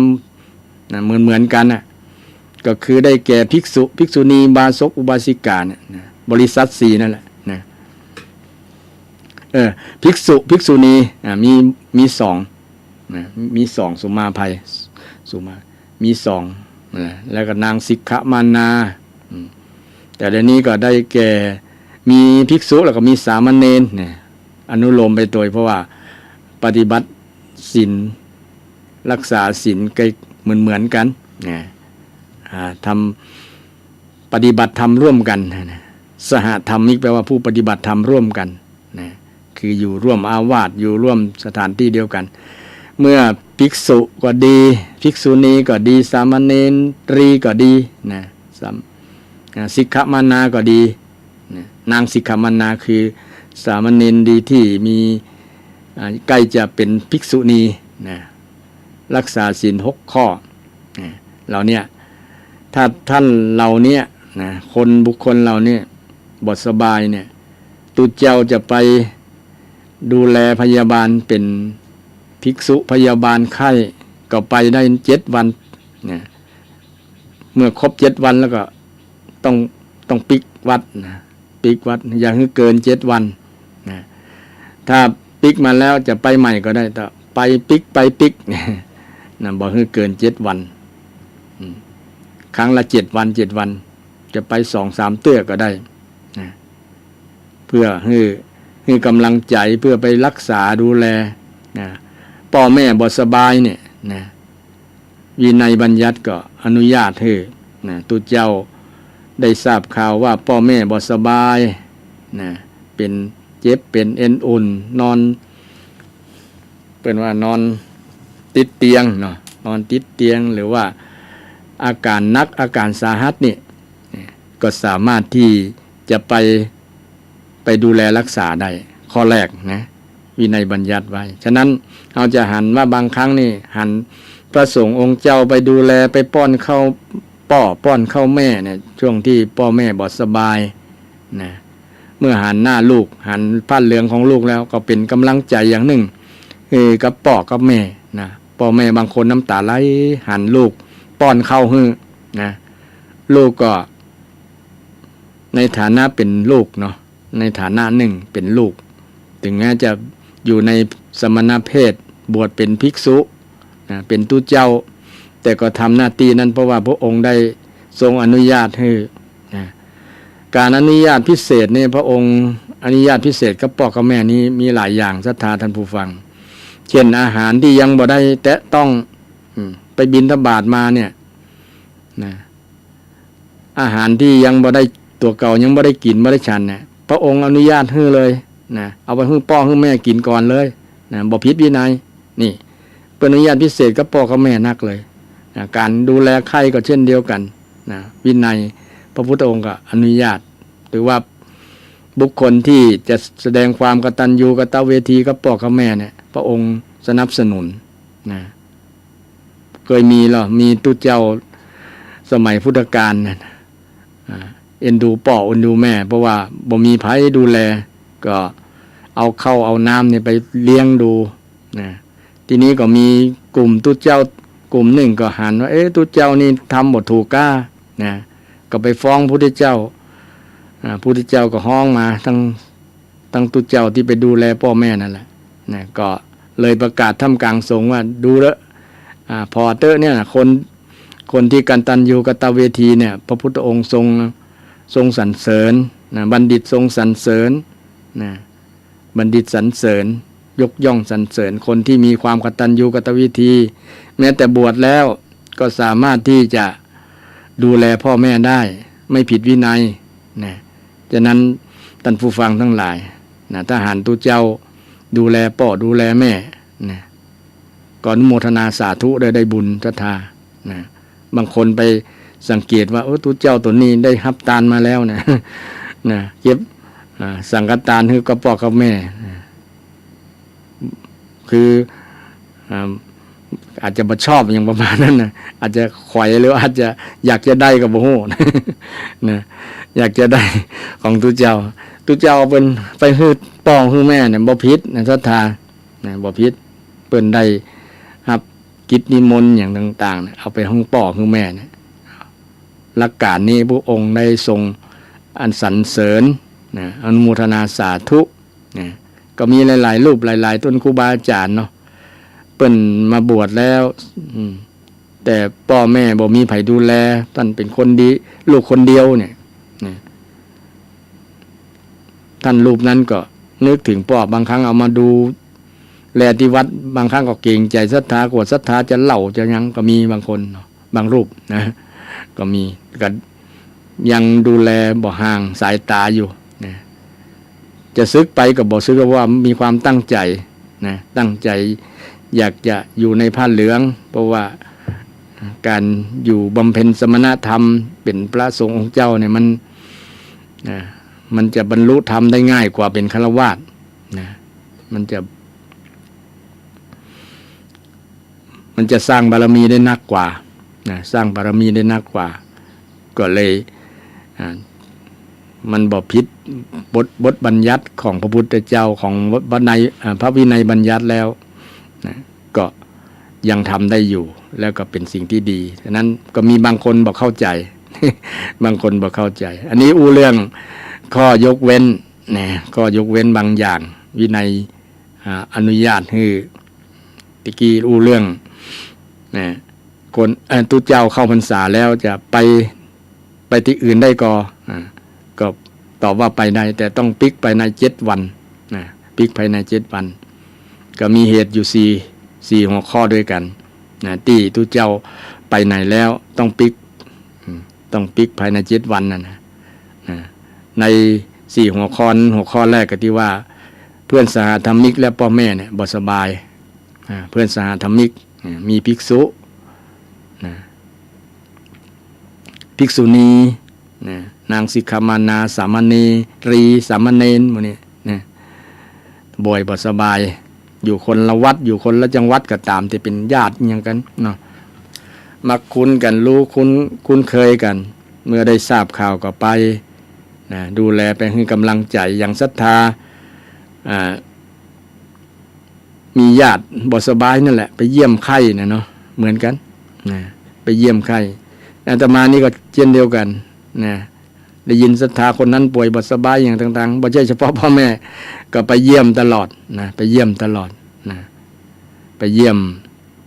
ให้กำลังใจกำลังใจนี่สำคัญเพิ่นได้หันหน้าหันตาเพิ่นยังมีความห่วงใยแล้วเนาะไปไปจางสบายจิตสบายใจนะคนได้กำลังพลังใจนี่เป็นสิ่งสำคัญบางครั้งโรคร้ายต่างๆมันนักก็เป็นมาเบาได้ดีได้นะก็มีนะบางคนอาตมาไปเยี่ยมเนี่ยก็เกิดความสบายจิตสบายใจให้กำลังใจน้ำตาไหลให้ก็มีบางคนนะน้ำตาไหลเพราะได้หันตุเจ้านะตุเจ้าก็ยังห่วงเฮาเนาะประมาณนั้นนะก็ได้หันแล้วก็เกิดความสบายใจหันตุเจ้านะสมนานันจะทัศนังเอตัมมังคลมุตตมังนี่เป็นมงคลเหรอการหันตุเจ้าการหันผ้าเหลืองนะเป็นสัญลักษณ์ธงชัยของพุทธศาสนาเนี่ยหันตุเจ้าแล้วเกิดความปิตินะเกิดความสุขนะเกิดความสุขนะทำให้เป็นมงคลแก่ชีวิตคนนั้นถ้าได้หันพระสงฆ์องค์เจ้าสามเณรภิกษุณีเพราะว่าเป็นบริษัทที่ใน4 บริษัทที่จะประคับประคองศาสนาพุทธของเราให้เข้มแข็งเดินไปทางหน้าได้ดีนะเมื่อมีศรัทธาญาติโยมท่านใดที่เปิ้นมั่นคงในพระรัตนตรัยเปิ้นก็เป็นผลกับจิตใจของเปิ้นนะเป็นผลมีผลกับจิตใจก็ได้สบายได้พองโตขึ้นนะได้มีกำลังขึ้นนะจิตมีพลังขึ้นก็จะทำให้โรคภัยไข้เจ็บที่มันรุนแรงกับเบาได้หรือหายไปก็มีบางคนนะได้กำลังใจนักได้กำลังใจจากลูกจากหลานนี่สำคัญสำคัญที่เป็นลูกเป็นหลานเวลาพ่อแม่เจ็บเป็นเอ็นอุ่นไปดูแลท่านไปคอยห่วงใยคอยป้อนข้าวป้อนน้ำป้อนยาป้อนยุกป้อนยาปล่อยไปเจ็ดตัวไปอาบน้ำอย่างเหมือนกับเฮาดูแลลูกนั่นแหละเนาะเพราะว่าธรรมชาติของคนเท่าเนี่ยก็เหมือนละอ่อนปิ๊กเป็นคนเป็นละอ่อนแหมกำนึงให้ลูกได้ดูแลให้ลูกได้เกิดธรรมะนะเกิดความเข้าใจคนเฮาก็ปิ๊กคืนมาเป็นละอ่อนเหมือนกันถ้าเข้าใจแบบนี้ก็คือเข้าใจธรรมะฉะนั้นก็ฝาก ลูกฝากหลานทุกท่านทุกคนที่มีพ่อมีแม่นะก็คือกำลังจิตกำลังใจเหมือนกับพระวินัยที่อนุญาตให้ตุเจ้าไปดูแลพ่อดูแลแม่ยามที่ท่านบ่สบายนะแม้แต่เข้าพรรษาก็ไปได้บ่ขาดพรรษานะไปดูแลครูบาอาจารย์พระอุปัชฌาย์นะท่านใดพระสงฆ์องค์เจ้ารูปใดที่มีอุปัชฌาย์ป่วยบ่สบายก็ไปเป็นผู้พยาบาลไปคอยให้การดูแลท่านได้ไปอุปถัมภ์ประทากถือว่าพระวินัยบัญญัติอนุญาตให้เต็มที่ที่จะให้พระสงฆ์องค์เจ้าได้ทำหน้าที่กตัญญูกตเวทีต่อผู้มีพระคุณนะแม้แต่ศรัทธาญาติโยมก็มีเป็นผู้มีพระคุณได้ใส่ข้าวใส่น้ำใส่ทำบุญตักบาตรก็ถือว่าเป็นผู้มีพระคุณอาตมาก็นึกเสมอนึกถึงประวัติของพระสารีบุตรที่พระพุทธเจ้าถามว่าไผจะบวชให้กับราธะนี่คนนี้พ่องนะไผมีเป็นหนี้บุญคุณของราธะพ่องนะพระสารีบุตรก็นึกถึงโอ้คนนี้เคยใส่บาตรให้เขาทัพพีนึงนี่อาหารทัพพีนี่สามารถนึกถึงคนนึกถึงเกิดความกตัญญูรู้คุณรู้คุณนึกถึงคุณได้ภาษาลีบุตรซึ่งเป็นต้นแบบอย่างที่ดีของคนที่เป็นผู้มีกตัญญูกตเวทีแล้วก็เลยบวชให้กับราธะราธะก็เป็นลูกศิษย์ในที่สุดบวชเพราะ ภาษาลีบุตรนั้นมีคุณธรรมคือความกตัญญูกตเวทีอย่างสูงพระพุทธองค์ก็ทรงอนุโมทนาสาธุกับสารีบุตรโดยที่ได้นึกถึงที่ศรัทธาญาติโยมเคยใส่บาตรแค่ทัพพีเนี่ยทัพพี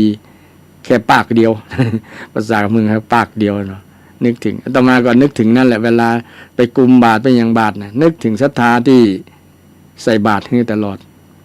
เวลาศรัทธาญาติโยมเป็นเจ็บเป็นเอ็นอุ่นก็นึกถึงไปเยี่ยมไปให้กำลังใจมีอย่างติดไม้ติดมือพ่องเล็กๆน้อยๆเป็นสิ่งที่แต่น้ำใจก็ไปมอบให้โยมก็มีความสบายจิตสบายใจดีใจดีอกดีใจอันนี้ก็เป็น สิ่งพระวินัยบัญญัติอ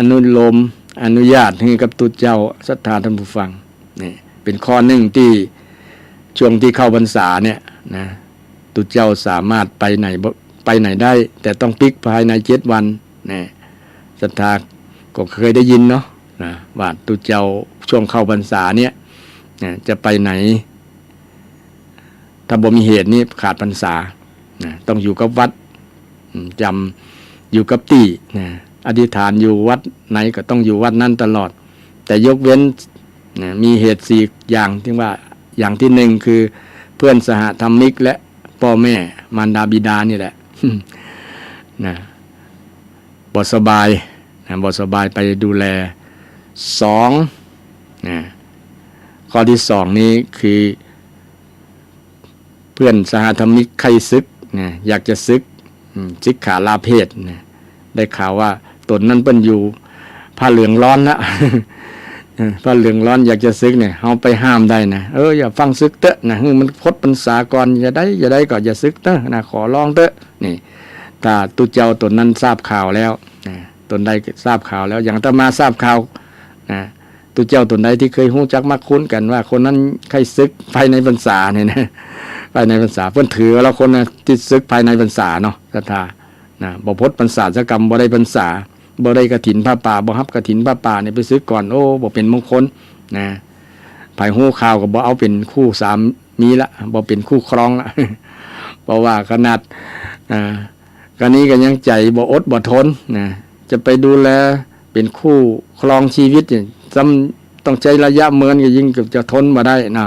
เพิ่นก็จะเปรียบเทียบเอาฉะนั้นเมื่อทราบข่าวแล้วก็ต้องไปประคับประคองบอกกล่าวขอร้องอย่าฟังซึกเตอะอยู่ไปก่อน3 เดือนนี่กำเดียวแต่บ่นึกถึงอย่างบ่กึดนัก บ่กึดนักมันก็กำเดียวบ่ได้นับถ้านับมันจะยาวเลยนะ วันที่หนึ่งวันที่สองวันที่สาม1 ค่ำ 2 ค่ำ 3 ค่ำนับไปมันจะยาวนะมันจะรู้สึกว่าจะยาวแต่รอการทรมานคือการรอคอยนะถ้ารอคอยถ้าใจมันรอคอยนับวันนับพูกแล้วล่ะมันจะยาวแต่อยู่แบบบ่ต้องอย่างอยู่กับการกับงานเนี่ยกำเดียวนะยิ่งมีการมีงานนักเนี่ยยิ่งบริหารเวลาแทบบ่ทันเวลามันน้อยรู้สึกว่าเวลามันน้อยนะแต่คนบ่มีการมีงานรู้สึกว่าเวลามันยาวฉะนั้นต้องแปลงใจให้ใหม่เนาะแปลงใจใหม่พระสงฆ์ของเจ้าบ่มีงานก็คืองานของพระสงฆ์ก็คือเจริญจิตตภาวนานี่แหละสมาธิหมดเนี่ยนะเจริญสมาธินั่งเจริญสมาธินั่งแผ่เมตตาให้กับศรัทธาญาติโยมเนี่ยเป็นงานตุเจ้าในงานตุเจ้าอย่างนึงก็คือเมื่อเรียนรู้พระธรรมวินัยแล้วก็นำมาบอกนำมากล่าวให้ศรัทธาญาติโยมได้รู้ว่าพุทธเจ้าสอนอย่างพ้องนะสอนแบบนี้นะสอนเรื่องศีลเรื่องธรรมเรื่องบาปเรื่องบุญเรื่องคุณเรื่องโทษนะเรื่องต่างสายกลางคืออย่างพ้องนี่นำมาบอกศรัทธาธรรมจักรกับปวัตสูตรพุทธเจ้าสอนมีหัวใจมันคืออย่างก็นำมาบอกศรัทธานี่เป็นหน้าที่ของทุกเจ้าเป็นงานของทุกเจ้านะทุกเจ้ามีงานต้องขจัดขัดเกลาจิตใจตัวเก่าขจัดกิเลสฆ่ากิเลสเนี่ยสังฆะแปลว่าผู้ฆ่ากิเลสผู้ใครชื่อว่าสงฆ์ผู้นั้นเป็นผู้ฆ่ากิเลสผู้ฆ่ากิเลสชื่อพระสงฆ์พระสงฆ์คือผู้ฆ่ากิเลสฆ่าความโลภความโกรธความหลงไผ่ฆ่าความโลภความโกรธความหลงได้คนนั้นชื่อว่าพระสงฆ์พระสงฆ์ผู้ฆ่ากิเลสผู้ฆ่ากิเลสฆ่ามันด้วยอย่างก็ด้วยธรรมะนี่แหละบ่จะเอาไปเอาปืนไปยิงเอามีดไปแทง มันแทงถึงบ่ตายแต่เอาธรรมะเนี่ยมันบ่ชอบนะคุณงามความดีทั้งหลายเนี่ยมึงนะกุศลทั้งหลายเนี่ยกิเลสมันบ่ชอบกิเลสมันจะตายด้วยกุศลนะเอาความดีฆ่าความไม่ดีฆ่ากิเลสนะฆ่ากิเลสด้วยความดีอย่างศรัทธาญาติโยมไปวัดไปวาไปใส่บาตรไปทำบุญตักบาตรไปตานเตียนไปตานผ้าอาบน้ำฝนหมดนี่นะเป็นการฆ่ากิเลสฆ่าความตนีทีเหนียวฆ่าความหันแก่ตัวนะฆ่าความ ความบดีนะส่วนหนึ่งที่มีอยู่ในจิตใจฆ่าไปแล้วมันก็จะเกิดผลดีต่อจิตใจของเฮาจิตใจของเฮาอันนี้เรื่อง เรื่องเหตุที่ไปไหนที่ไหนได้ที่ช่วงเข้าพรรษาบ่เป็นอาบัติบ่เป็นความผิดในทางวินัยข้อที่สองที่ว่ายามที่เพื่อนสหธรรมิกอยากจะซึกขาลาเพศไปห้ามได้เพื่อนอนุญาตวันที่หนึ่งยังบอกฟังวันที่สองถึงวันที่สามไปต้องใจคาลมเนาะต้องใจมีปฏิภาณไหวพริบในการจะให้คนกลับใจโดยเฉพาะพระพุทธเจ้าเนาะคนที่บ่อยากบวชก็ให้บวชได้เนี่ย อย่างพระพุทธเจ้าของเราเนี่ยคนที่บ่อยากบวชบางคนกำลังแต่งงานอยู่แต่จำด้วยกรรมของพระองค์เนี่ยเลยจำนนต่อกรรมของพระองค์อย่างพระนันทะเนาะ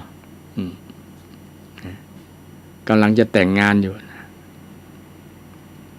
เมื่อพระองค์ได้แล้วก็เลยจำเป็นจำใจด้วยจำใจเลยรับคำที่จะบวชนี่ลักษณะก็ถือเอาหลักการของพุทธเจ้าได้ที่เวลามีภัยอยากจะซึกนี่ยกเว้นเวลาตัวเก่าอยากจะซึกเนี่ยนะ ต้องมีคนมาห้ามอย่างเช่นเดียวกันต้องมาจากวัดอื่นเช่นอย่างอาตมาภาพอยากจะซึกอยู่เนาะ เนี่ยไฟมีคนนะก็มีตุเจ้าที่นะก็มาบอกมาห้ามได้นะอาจจะมีผลบางครั้งนี่ กรรมโอของคนมันมีผลต่อจิตใจเนาะมีผลต่อความหันปรับทัศนคตินะปรับทัศนคติทัศนะความคิดหันว่าอยากจะซึกอยากจะยังเนี่ยบางครั้งอาจจะเป็นพ่อเป็นแม่ห้ามก็ได้นะแต่พ่อแม่อาตมานี่บ่ได้ห้ามนี่อย่างซึกก็ได้บ่อยู่ก็ได้นะ ซึ่ง แล้วแต่เนี่ยแล้วแต่บางครั้งเราอยากจะให้ซึกก่อนเพราะว่า มีนามีให้นักนะใครขึ้นไปทำการเกษตร มีให้มีนานักแต่อาตมาก็ยังบ่อยากซึกเตือแล้วก็คงคิดว่าคงจะตายคำผ้าเหลืองเนี่ย เพราะว่ามันเป็นบุญเป็นกุศลอย่างยิ่งถ้าคนได้อยู่กับผ้าเหลืองจนตายคำผ้าเหลืองเนาะได้สั่งสมเนกขมะบารมีเป็นการสั่งสมเนกขมะบารมีนะคือการออกบวชเนกขมะคือการออกจากเรือนนะออกจากเรือนพระพุทธเจ้าของเราก็ออกจากเรือนออกจากราชสมบัติเคยเป็นพระมหากษัตริย์เจ้าฟ้ามหากษัตริย์แต่ออกไปเนี่ยอยู่กับดินกินกับทราย นอนกับป่านะแต่พระองค์ก็ยังมีความสุขเพราะว่าสลัดออกจากลาภยศสรรเสริญต่างๆที่พระองค์ยังติดอยู่ในสมัยเป็นฆราวาสแต่สลัดได้ถือว่าสุดยอดบทติดในความสุขของเป็นความเป็นพระราชามีพระราชาบางรูปบางองค์ก็ยังถามอยู่ว่าพระองค์ระหว่างความเป็นเจ้าจักรพรรดิกับ ความเป็นของพุทธะของพระพุทธเจ้าเนี่ยอันไหนมีความสุขกว่ากันพระองค์ก็ได้ชี้แจงว่าได้ถามย้อนถามว่าถามคนที่เป็นจักรพรรดิเนี่ยมีงานนักก่อแล้วมีภาระนักก่อแล้วคนที่เป็นพระเนี่ยมีภาระอย่างที่ต้องรับผิดชอบพ้องก็เปรียบเทียบมึงหันเป็นรูปมาทำเลยเปรียบหลายอย่างนะอันก็คนที่เป็นมหาจักรพรรดิเนี่ยนะเป็นตุ๊กนะเป็นตุ๊กมีภาระนักต้องดูแลต้องไฟฟ้าประชาชนนะบางครั้งถูกไฟฟ้าประชาชนว่าในสิ่งที่บดีก็มีเนี่ยก็มีศรัทธาญาติโยมโทรศัพท์มาขอเจริญพรรับกันเนาะเจริญพรนมัสการเจ้าบ่ต้องสู้กันสีกันลูกตู้เหลืองน่ะดีแล้วกว่าซึกอะลูกจังนอกมันยุ่งแม่นมันยุ่งแต่นะโยมแม่ว่าถ้าสิแม่ไปพอใจนะแม่ก็อย่าไปบวชเหมือนกัน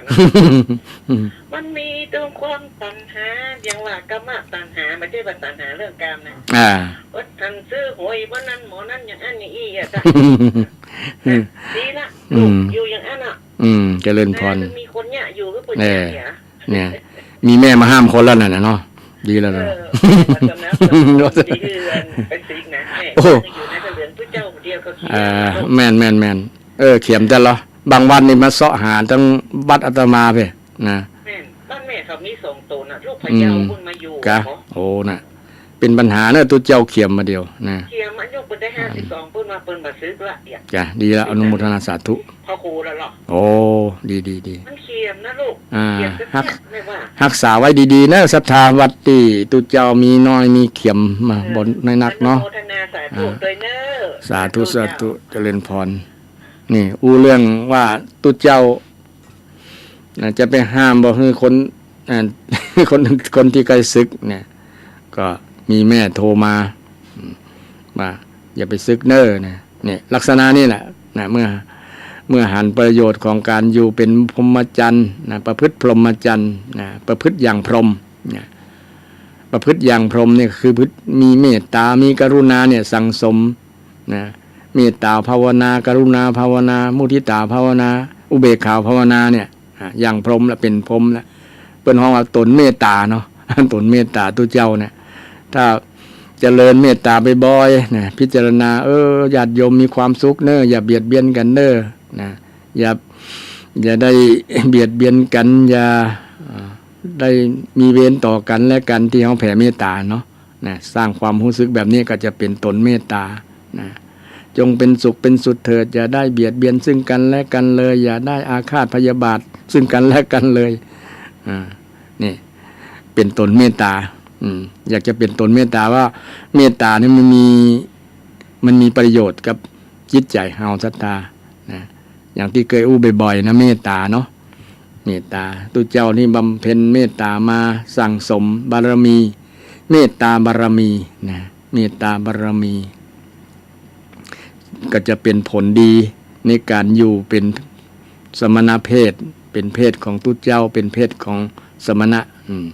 สมณเพศนะบ่ใช่มีเพศหญิงเพศชายเป็นห้องสมณเพศนะเพศสมณเพศเพศของผู้สงบสมณะแปลว่าผู้สงบจิตสงบใจสงบกำอู้กำจาที่มันจะกระทบกระทั่งให้คนได้ทะเลาะเบาะแว้งกันให้คนพิษหัวกันเนี่ยสงบวาจาอู้จะได้ให้คนห่อฮักกันให้คนเมตตากันนี่เป็นลักษณะนั้นที่พระเจ้าได้สอนไว้สอนเรื่องเมตตาให้คนฮักกันอย่างให้คนจังกันบางคนจังกันหรอจังกันจังเรื่องนั้นเรื่องนี้อิจฉากันคอยกันก็มีคอยกันเพราะว่าเป็นธรรมชาตินะธรรมชาติของคนมีลักษณะนั้นมีจังกันมีคอยกันบ่ชอบกันว่าฮือกันเนี่ยมันต้องมีทุติทุแห่ง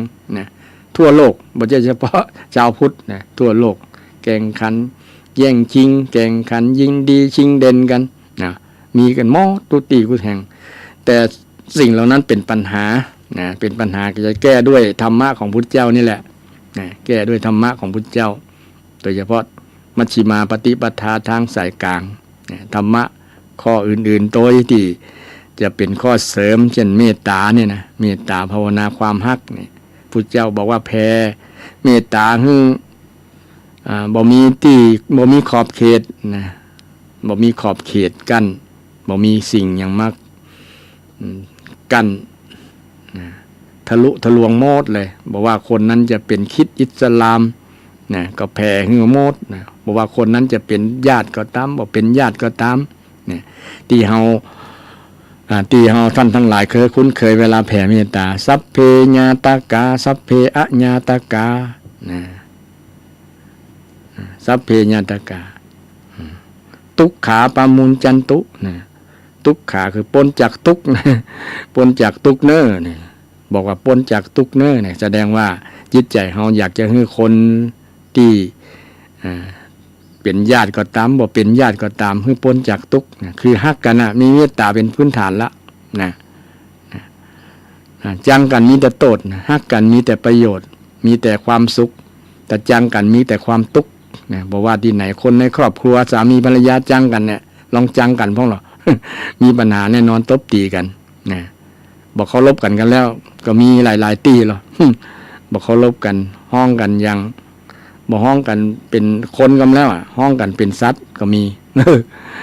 เป็นตีเอ็นดูเป็นตีสังเวชบางครั้งเนาะโอ้บ่นึกถึงสมัยเป็น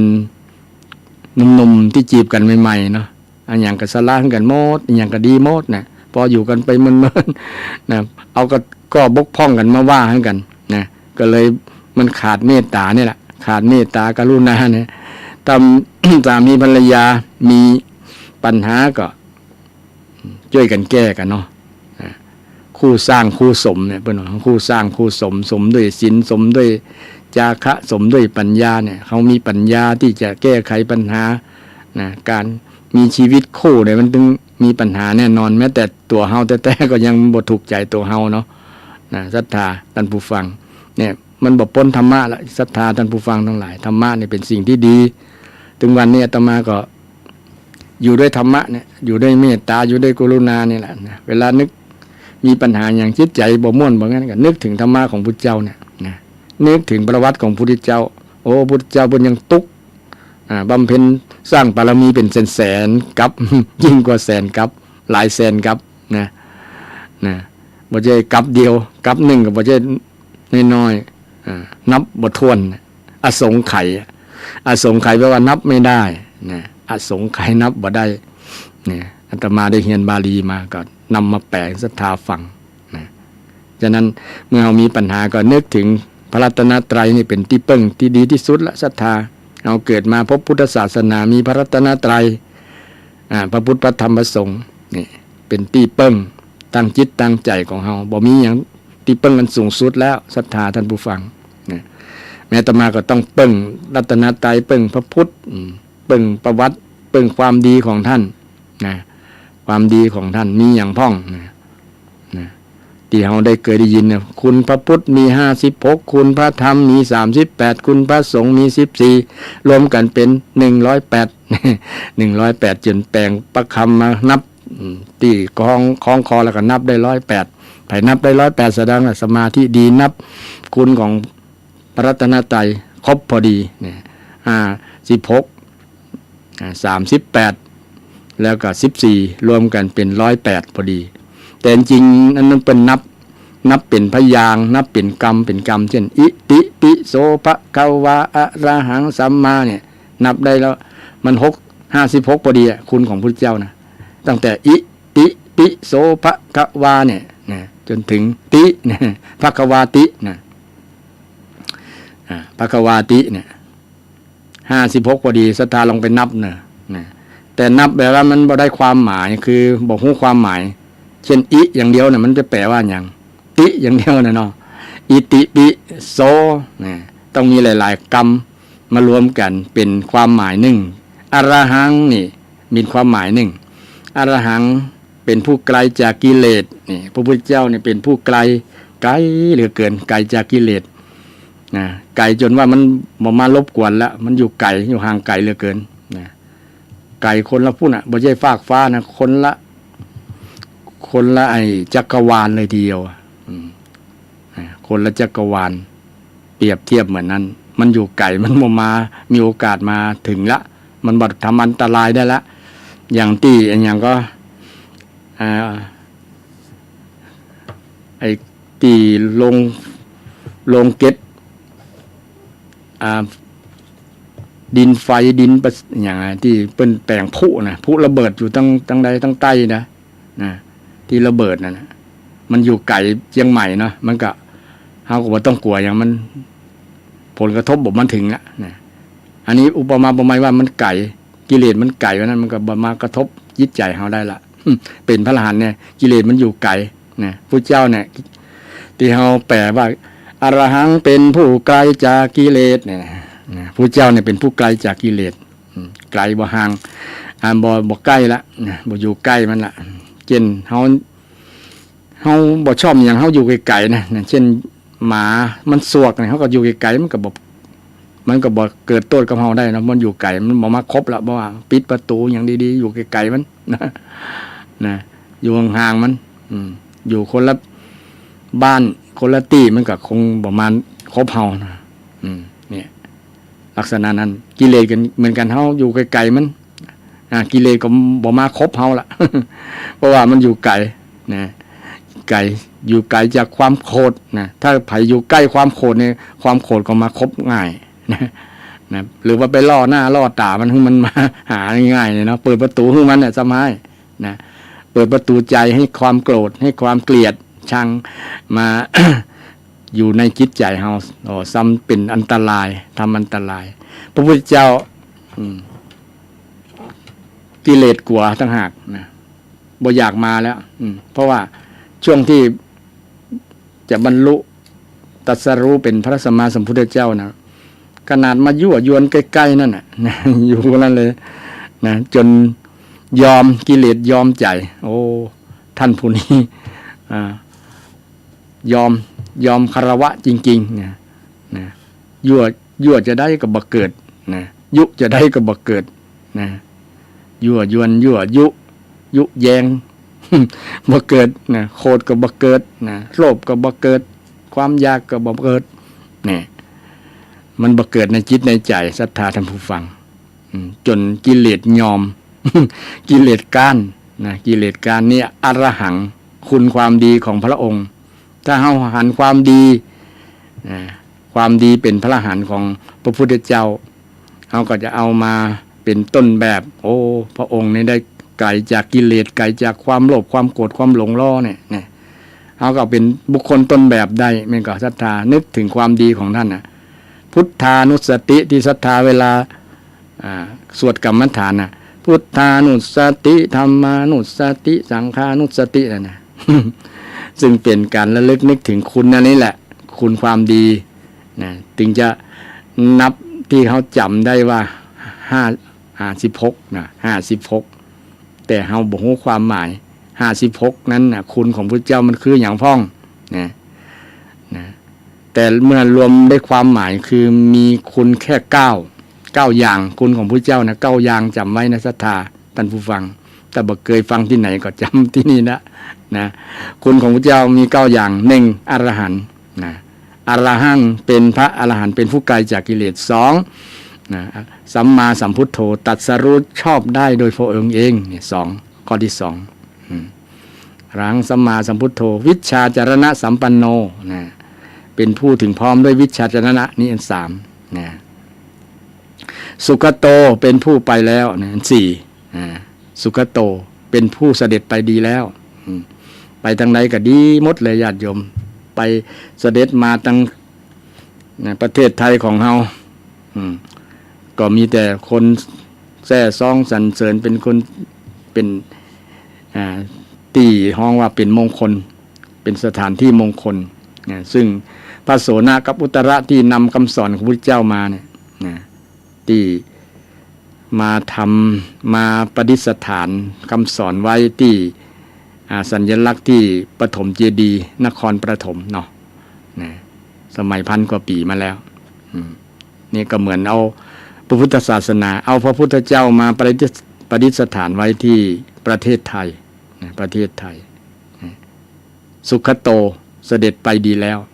คือภาษาชาวบ้านแล้วตายดีเนาะพุทธองค์ก็เสด็จไปดีแล้วคือนิพพานปรินิพพานนะดับทั้งกิเลสดับทั้งเบญจขันธ์ปรินิพพานดีตายดีภาษาชาวบ้านตายดีกับไปดีไปดีเสด็จไปที่ยังมีชีวิตอยู่ก็เสด็จไปทางใดก็มีแต่คนพ้นจากทุกข์มีแต่คนพ้นปัญหาเวลามีปัญหาต่างๆพระองค์ไปแก้ปัญหาหมดเลยคนทั้งหลายก็ได้รับผลประโยชน์จากการแสดงธรรมของพระองค์อย่างพระองค์แสดงธรรมแก่ปัญจวัคคีย์ทั้ง5ธรรมจักรกับปวัตตนสูตรนี่ปัญจวัคคีย์ทั้ง5ก็ได้รับผลประโยชน์แล้วปัญจวัคคีย์ทั้ง5ได้รับผลประโยชน์กับมาบอกต่อมาแสดงต่อมาเล่าต่อแต่ผู้บุคคลสำคัญที่เล่าจำได้ดีก็คือพระอานนท์เพราะว่าพระอานนท์ได้ขอทูลขอพรจากพุทธเจ้าว่าพระองค์ไปแสดงธรรมกับไผที่ไหนเมื่อไรเวลาไหนเรื่องอันยังก็บอกกำเนิดสรุปว่าพระองค์นี้จะไปแสดงธรรมไปเต้นให้ไผฟังเนี่ยก็ต้องไปเต้นให้พระอานนท์ฟังแห่งกรรมแห่งรอบหนึ่ง นั่นน่ะพระอานนท์ได้เปรียบนะว่าเป็นผู้มีทรงพหูสูตรจำความจำดีจำคำสอนได้หมดทุกคำที่พระองค์ได้แสดงนี่พระองค์เหมือนอย่างก็เหมือนพระไตรปิฎกเคลื่อนที่นะพระไตรปิฎกเคลื่อนที่ 84,000 พระธรรมขันธ์เนี่ยพระอยู่ในอยู่ในสมองอยู่ในความจำของพระอานนท์มดฉะนั้นก็เป็นเรื่องคุณของพระพุทธเจ้าที่ศรัทธาญาติโยมสามารถนำไปเป็นต้นแบบไปเวลาเราพิจารณาพุทโธเนาะหายใจเข้าพุทหายใจออกโธเนี่ยให้นึกเนี้ยนะเพราะว่าจิตใจของมันชอบนึกอยู่แล้วชอบคิดอยู่แล้วมันก็ศรัทธานึกถึงคุณโอ้พระเจ้าเป็นพระอรหันต์เนี่ยการนึกแบบนี้บ่เป็นหยังนะก็เป็นสมาธิดีนะเพราะว่าอยู่กับธรรมะอยู่กับกุศลหรอนะกุศลนะเพราะกุศโลบายในการเจริญสมาธิก็คือมันเป็นกุศลนั่นแหละจิตมันเป็นกุศลจิตอยู่กับกุศลนั่นแหละเป็นสมาธิที่ดีนะถึงมันจะคิดอย่างก็ตามก็แล้วนะถึงคิดหลายๆเรื่องหลายๆราวแต่เรื่องหลายๆราวนั้นเป็นกุศลนะคือเป็นกุศลนะพระองค์ได้เป็นพระอรหันต์น้อพระองค์ตรัสรู้เองบ่มีครูสอนครูบอกน้อนะสัมมาสัมพุทโธวิชชาจารณะสัมปันโน โอปฏิบัติดีปฏิบัติชอบปฏิบัติงามประพฤติจรณะของพระองค์นี่ดีงามสุดยอดนึกถึงข้อวัดปฏิบัติของพระพุทธองค์นี่ก็เป็นคุณงามความดีของผู้ที่เจ้าเวลาคนนึกสุขโตโลกวิทูโลกวิทูรู้แจ้งโลกบอกว่าจะเป็นโลกมนุษย์โลกอะไรอย่างหลายๆโลก3โลก4โลกก็แล้วแต่นะโลกทั้งโลกเทวดาทั้งโลกของอย่างที่มันเป็นโลกที่บ่เจริญหันหมดเลยหันทั้งโลกหน้าโลกในโลกนี้โลกหน้าเป็นโลกวิถูผู้รู้แจ้งโลกที่สำคัญรู้แจ้งโลกก็คือโลกของความเป็นคนความเป็นมนุษย์นี่แหละรู้แจ้งว่าโอ้คนเขาเป็นเนาะธรรมชาติมาเป็นจะเป็นไปจะมันเป็นไปอย่างนี้แล้วก็ควรเป็นอย่างนี้รู้แจ้งเรื่องของโลกเรื่องของโลกกระทำก็ตามก็เป็นเรื่องโลกวิถูทั้งนั้นโลกกระทำ8ประการเรื่องมีลาภเสื่อมลาภมียศเสื่อมยศมีสรรเสริญมีนินทามีสุขมีทุกข์นี่ก็เป็นโลกอย่างหนึ่งโลกของโลกกระทำธรรมชาติของคนมันก็มีเสื่อมลาภมียศเสื่อมยศมีลาภเสื่อมลาภมียศบ่ใช่มีลาภเสื่อมอย่างเสื่อมก้อยเสื่อมลาภในที่นี้คือสิ่งที่พึงได้มันก็มีความเสื่อมมันมีเป็นของคู่กันเนาะหูธรรมชาติแบบนี้ก็คนเฮาก็บ่ต้องตุกใจมันเกิดกับมดบางคนวันนี้ได้วันนี้รุ่งวันนี้พรุ่งนี้ร่วงดวงไม่แน่เป็นวันวันนี้รุ่งพรุ่งนี้ร่วงดวงไม่แน่วันนี้แย่พรุ่งนี้ดีก็ได้นะบางคนวันนี้ซื้อหวยกิน วันหน้าก็อาจจะกินได้หวยเป็นต้นมันก็เป็นเรื่องโลกทั้งนั้นเรื่องโลกโลกเรื่องได้กับบ่ได้เรื่องเสียมันคู่กันเรื่องได้กับเรื่องเสียวันนี้เสียวันพรุ่งนี้ได้มันเป็นเรื่องของโลกของคนนี่แหละโลกวิถูซะตาโลกวิถูรู้แจ้งโลกหลายๆโลกที่พระองค์ได้รู้โดยเฉพาะโลกที่เป็นความเป็นมนุษย์นี่พระองค์ได้ทรงรู้แจ้งโลกวิถูอนุตตโรปุริสธรรมสารถิเป็นสารถีเป็นผู้ฝึกเป็นสารถีเปรียบเหมือนสารถีที่ฝึกม้าฝึกงัวฝึกควายฝึกสัตว์ต่างๆได้แต่พระองค์นั้นเป็นผู้เชี่ยวชาญเป็นผู้ชำนาญช่ำชองเป็นผู้ชำนาญช่ำชองในการฝึกคนฝึกเทวดาสัทธาเทวมนุษย์สานังเป็นครูของมนุษย์และเทวดาที่เป็นคุณงามความดีเป็นคุณสมบัติของพระพุทธเจ้าเวลาเรานึกถึงโอ้พระองค์ไม่ใช่เป็นเฉพาะครูของมนุษย์แต่เทวดาก็ยังได้ยังมาเคารพมาเป็นลูกศิษย์ของพระพุทธเจ้าธรรมะแต่ละธรรมะแม้แต่สูตรของธรรมจักรปวัณณสูตรพอพระองค์แสดงแล้วเทวดาหลายๆชั้นทีเดียวมาสรรเสริญมาแซ่ซ่องมาโห่ร้องยินดีปีดามีความสุขตัวโอ้สุดยอด เทวดาบอกเคยได้ยินได้ฟังธรรมคำสอนของไผ่ที่ดีแบบนี้ดีแบบนี้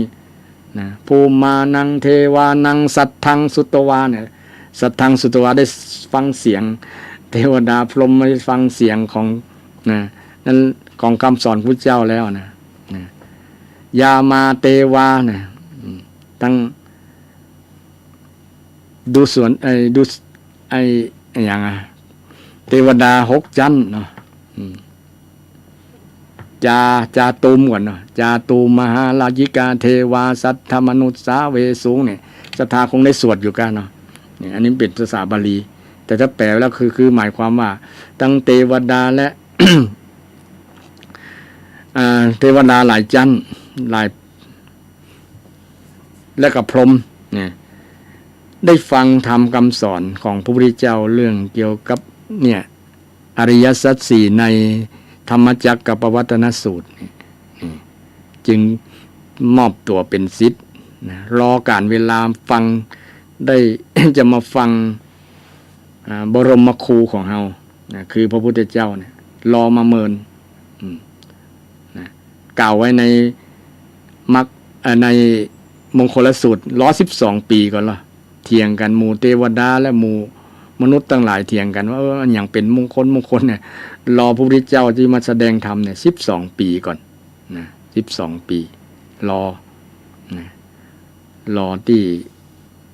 จะได้ฟังธรรมคำสอนที่เป็นมงคลชีวิตที่เป็นสิ่งที่ดีงามที่เป็นมรรคเป็นมัชฌิมาปฏิปทาคำสอนของพระสัมมาสัมพุทธเจ้าที่จะเป็นแนวทางในการดำเนินชีวิตที่พ้นจากความทุกข์นะศรัทธาเทวมนุษย์สานังนี่ก็เป็นคุณสมบัตินะเวลาเราเจริญพุทธานุสติเนี่ยนึกถึงเนี้ยบ่จะนึกถึงอย่างญาตาเนี่ยแต่บางคนบ่เน้นนึกถึงเนี่ยคำว่าสติคือระลึกไงนึกสติพุทธานุสติก็คือนึกถึงพุทธเจ้านึกถึงความดีของพระพุทธเจ้าเป็นพุทธานุสติที่ครูบาอาจารย์ให้ภาวนาว่าพุทโธพุทโธนะพูดหายใจเข้าพูดหายใจออกโธพุทโธพุทโธเนี่ยจริงคำว่าพุทโธบ่ต้องไม่นึกอย่างอื่นก็เป็นสมาธิอยู่เนาะจิตมันนิ่งอยู่กับพุทโธแต่ว่ามันบ่ได้ความหมายบ่ได้ความรู้นะบ่ได้ความรู้นะความรู้ว่าพุทธเจ้ามีความดีอย่างพ่องเนี่ยความดี9 ประการที่เราจำมาคุณของพุทธมี56เนี่ยจริงมี9นะศรัทธามี9นี้เป็นความหมายที่มี56นั้นเปิ้นนับเป็นกรรมเป็นพยางค์นะภาษาไทยก็เรียกว่าพยางค์อิติปิโสปะขาวาเนี่ยนับแล้วมัน56พอดีแต่ถ้านับคุณในความหมายเนี่ยมี9อย่างจำไว้ในศรัทธา9อย่าง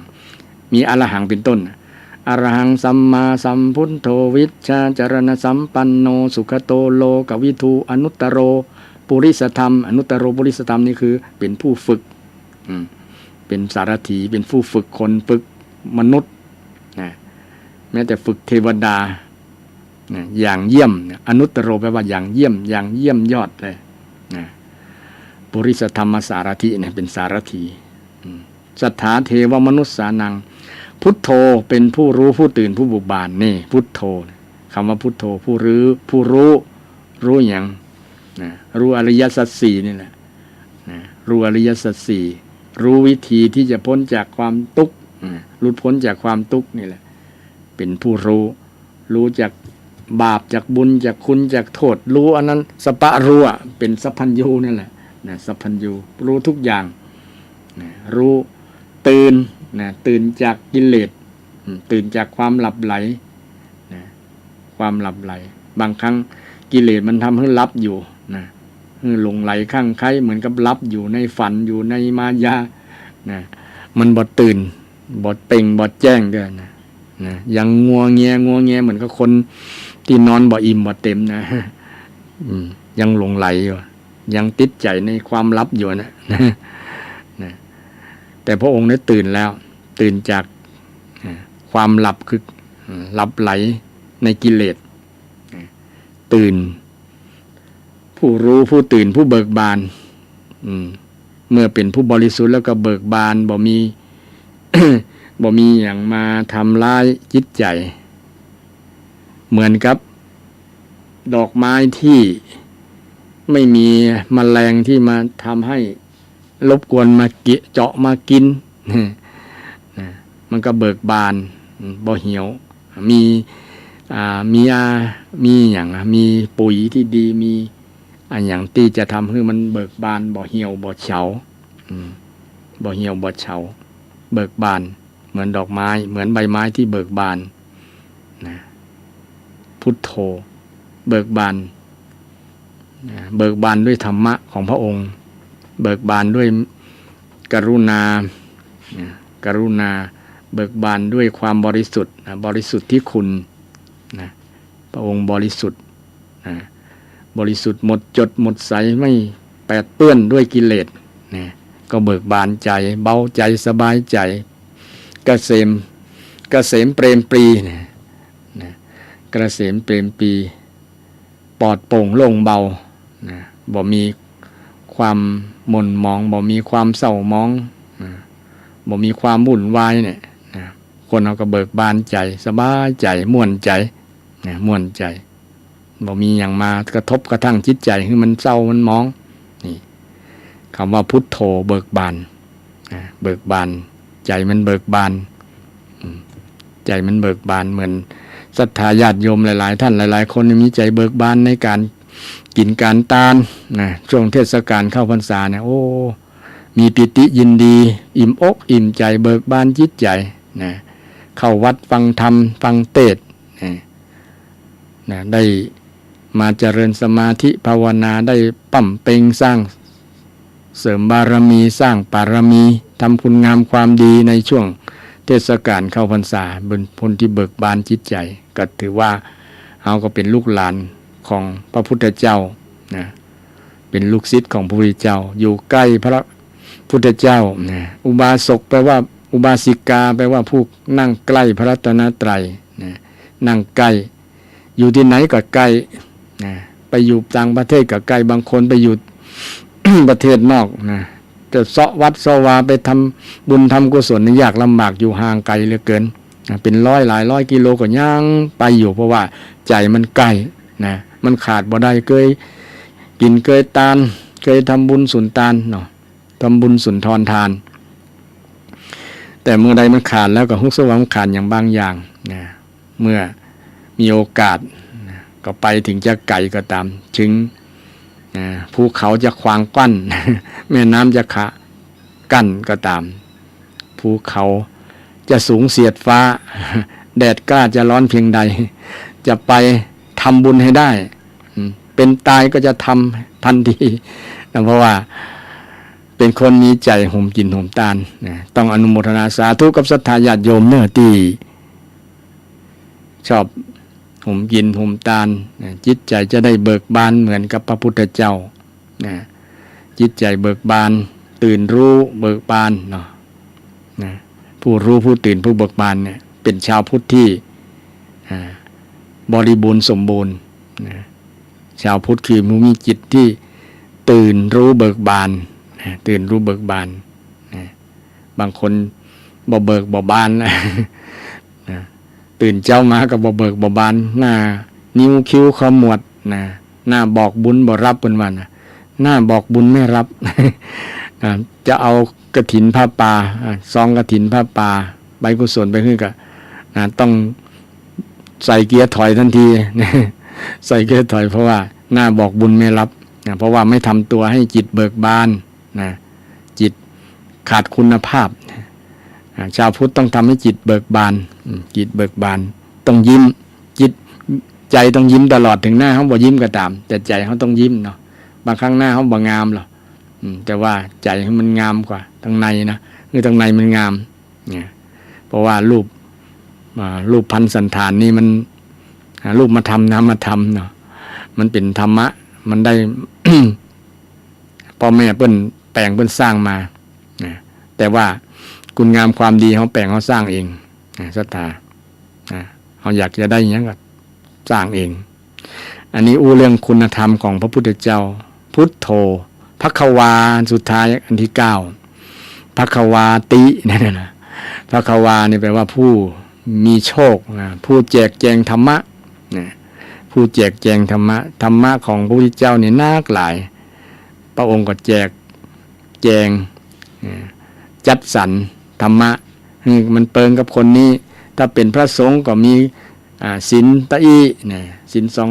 227อันจริงพระสงฆ์ไม่ใช่ศีล227ในศรัทธามันมีนับเป็นพันข้อก่อนหรอ1,000-2,000ปลายก่อนยิ้มเหลือเกินแต่ที่227นี่นำมาสวดปฏิโมกข์เนี่ยที่มันสำคัญใหญ่ๆเนี่ยสำคัญที่ต้องสวดจำให้ได้เลย227แต่นอกนั้นเป็นเรื่องเกี่ยวกับเช่นเรื่อง เข้าพรรษานี่ก็อยู่มันก็เป็นศีลนอกที่จะไม่ได้สวดนะเช่นไปลงโบสถ์นี่เป็นต้นเนาะลงโบสถ์เข้าพรรษาและข้อปฏิบัติต่างๆนั้นก็ถือว่าเป็นศีลนะเป็นศีลแต่ว่าเป็นศีลที่บ่ได้อยู่ในปาฏิโมกข์นี้บ่ได้อยู่ในปาฏิโมกข์ฉะนั้นภัยที่เข้าใจว่าศีลของทุกเจ้าจริงมี227นี่บ่ใช่นะมีนักกว่าภิกษุณีบางคนว่าภิกษุณีมีศีลนักกว่าทุกเจ้า310ข้อก่อนเนาะอันจริงทุกเจ้ามีเป็นพันๆก่อนเลยเพิ่นบ่ได้อวดบ่ได้ นะทุกเจ้ามีศีลเป็นพันข้อนะศรัทธาเป็นพันข้อนะแต่ข้อที่เน้นๆนะข้อที่หลักๆนั่นก็คือ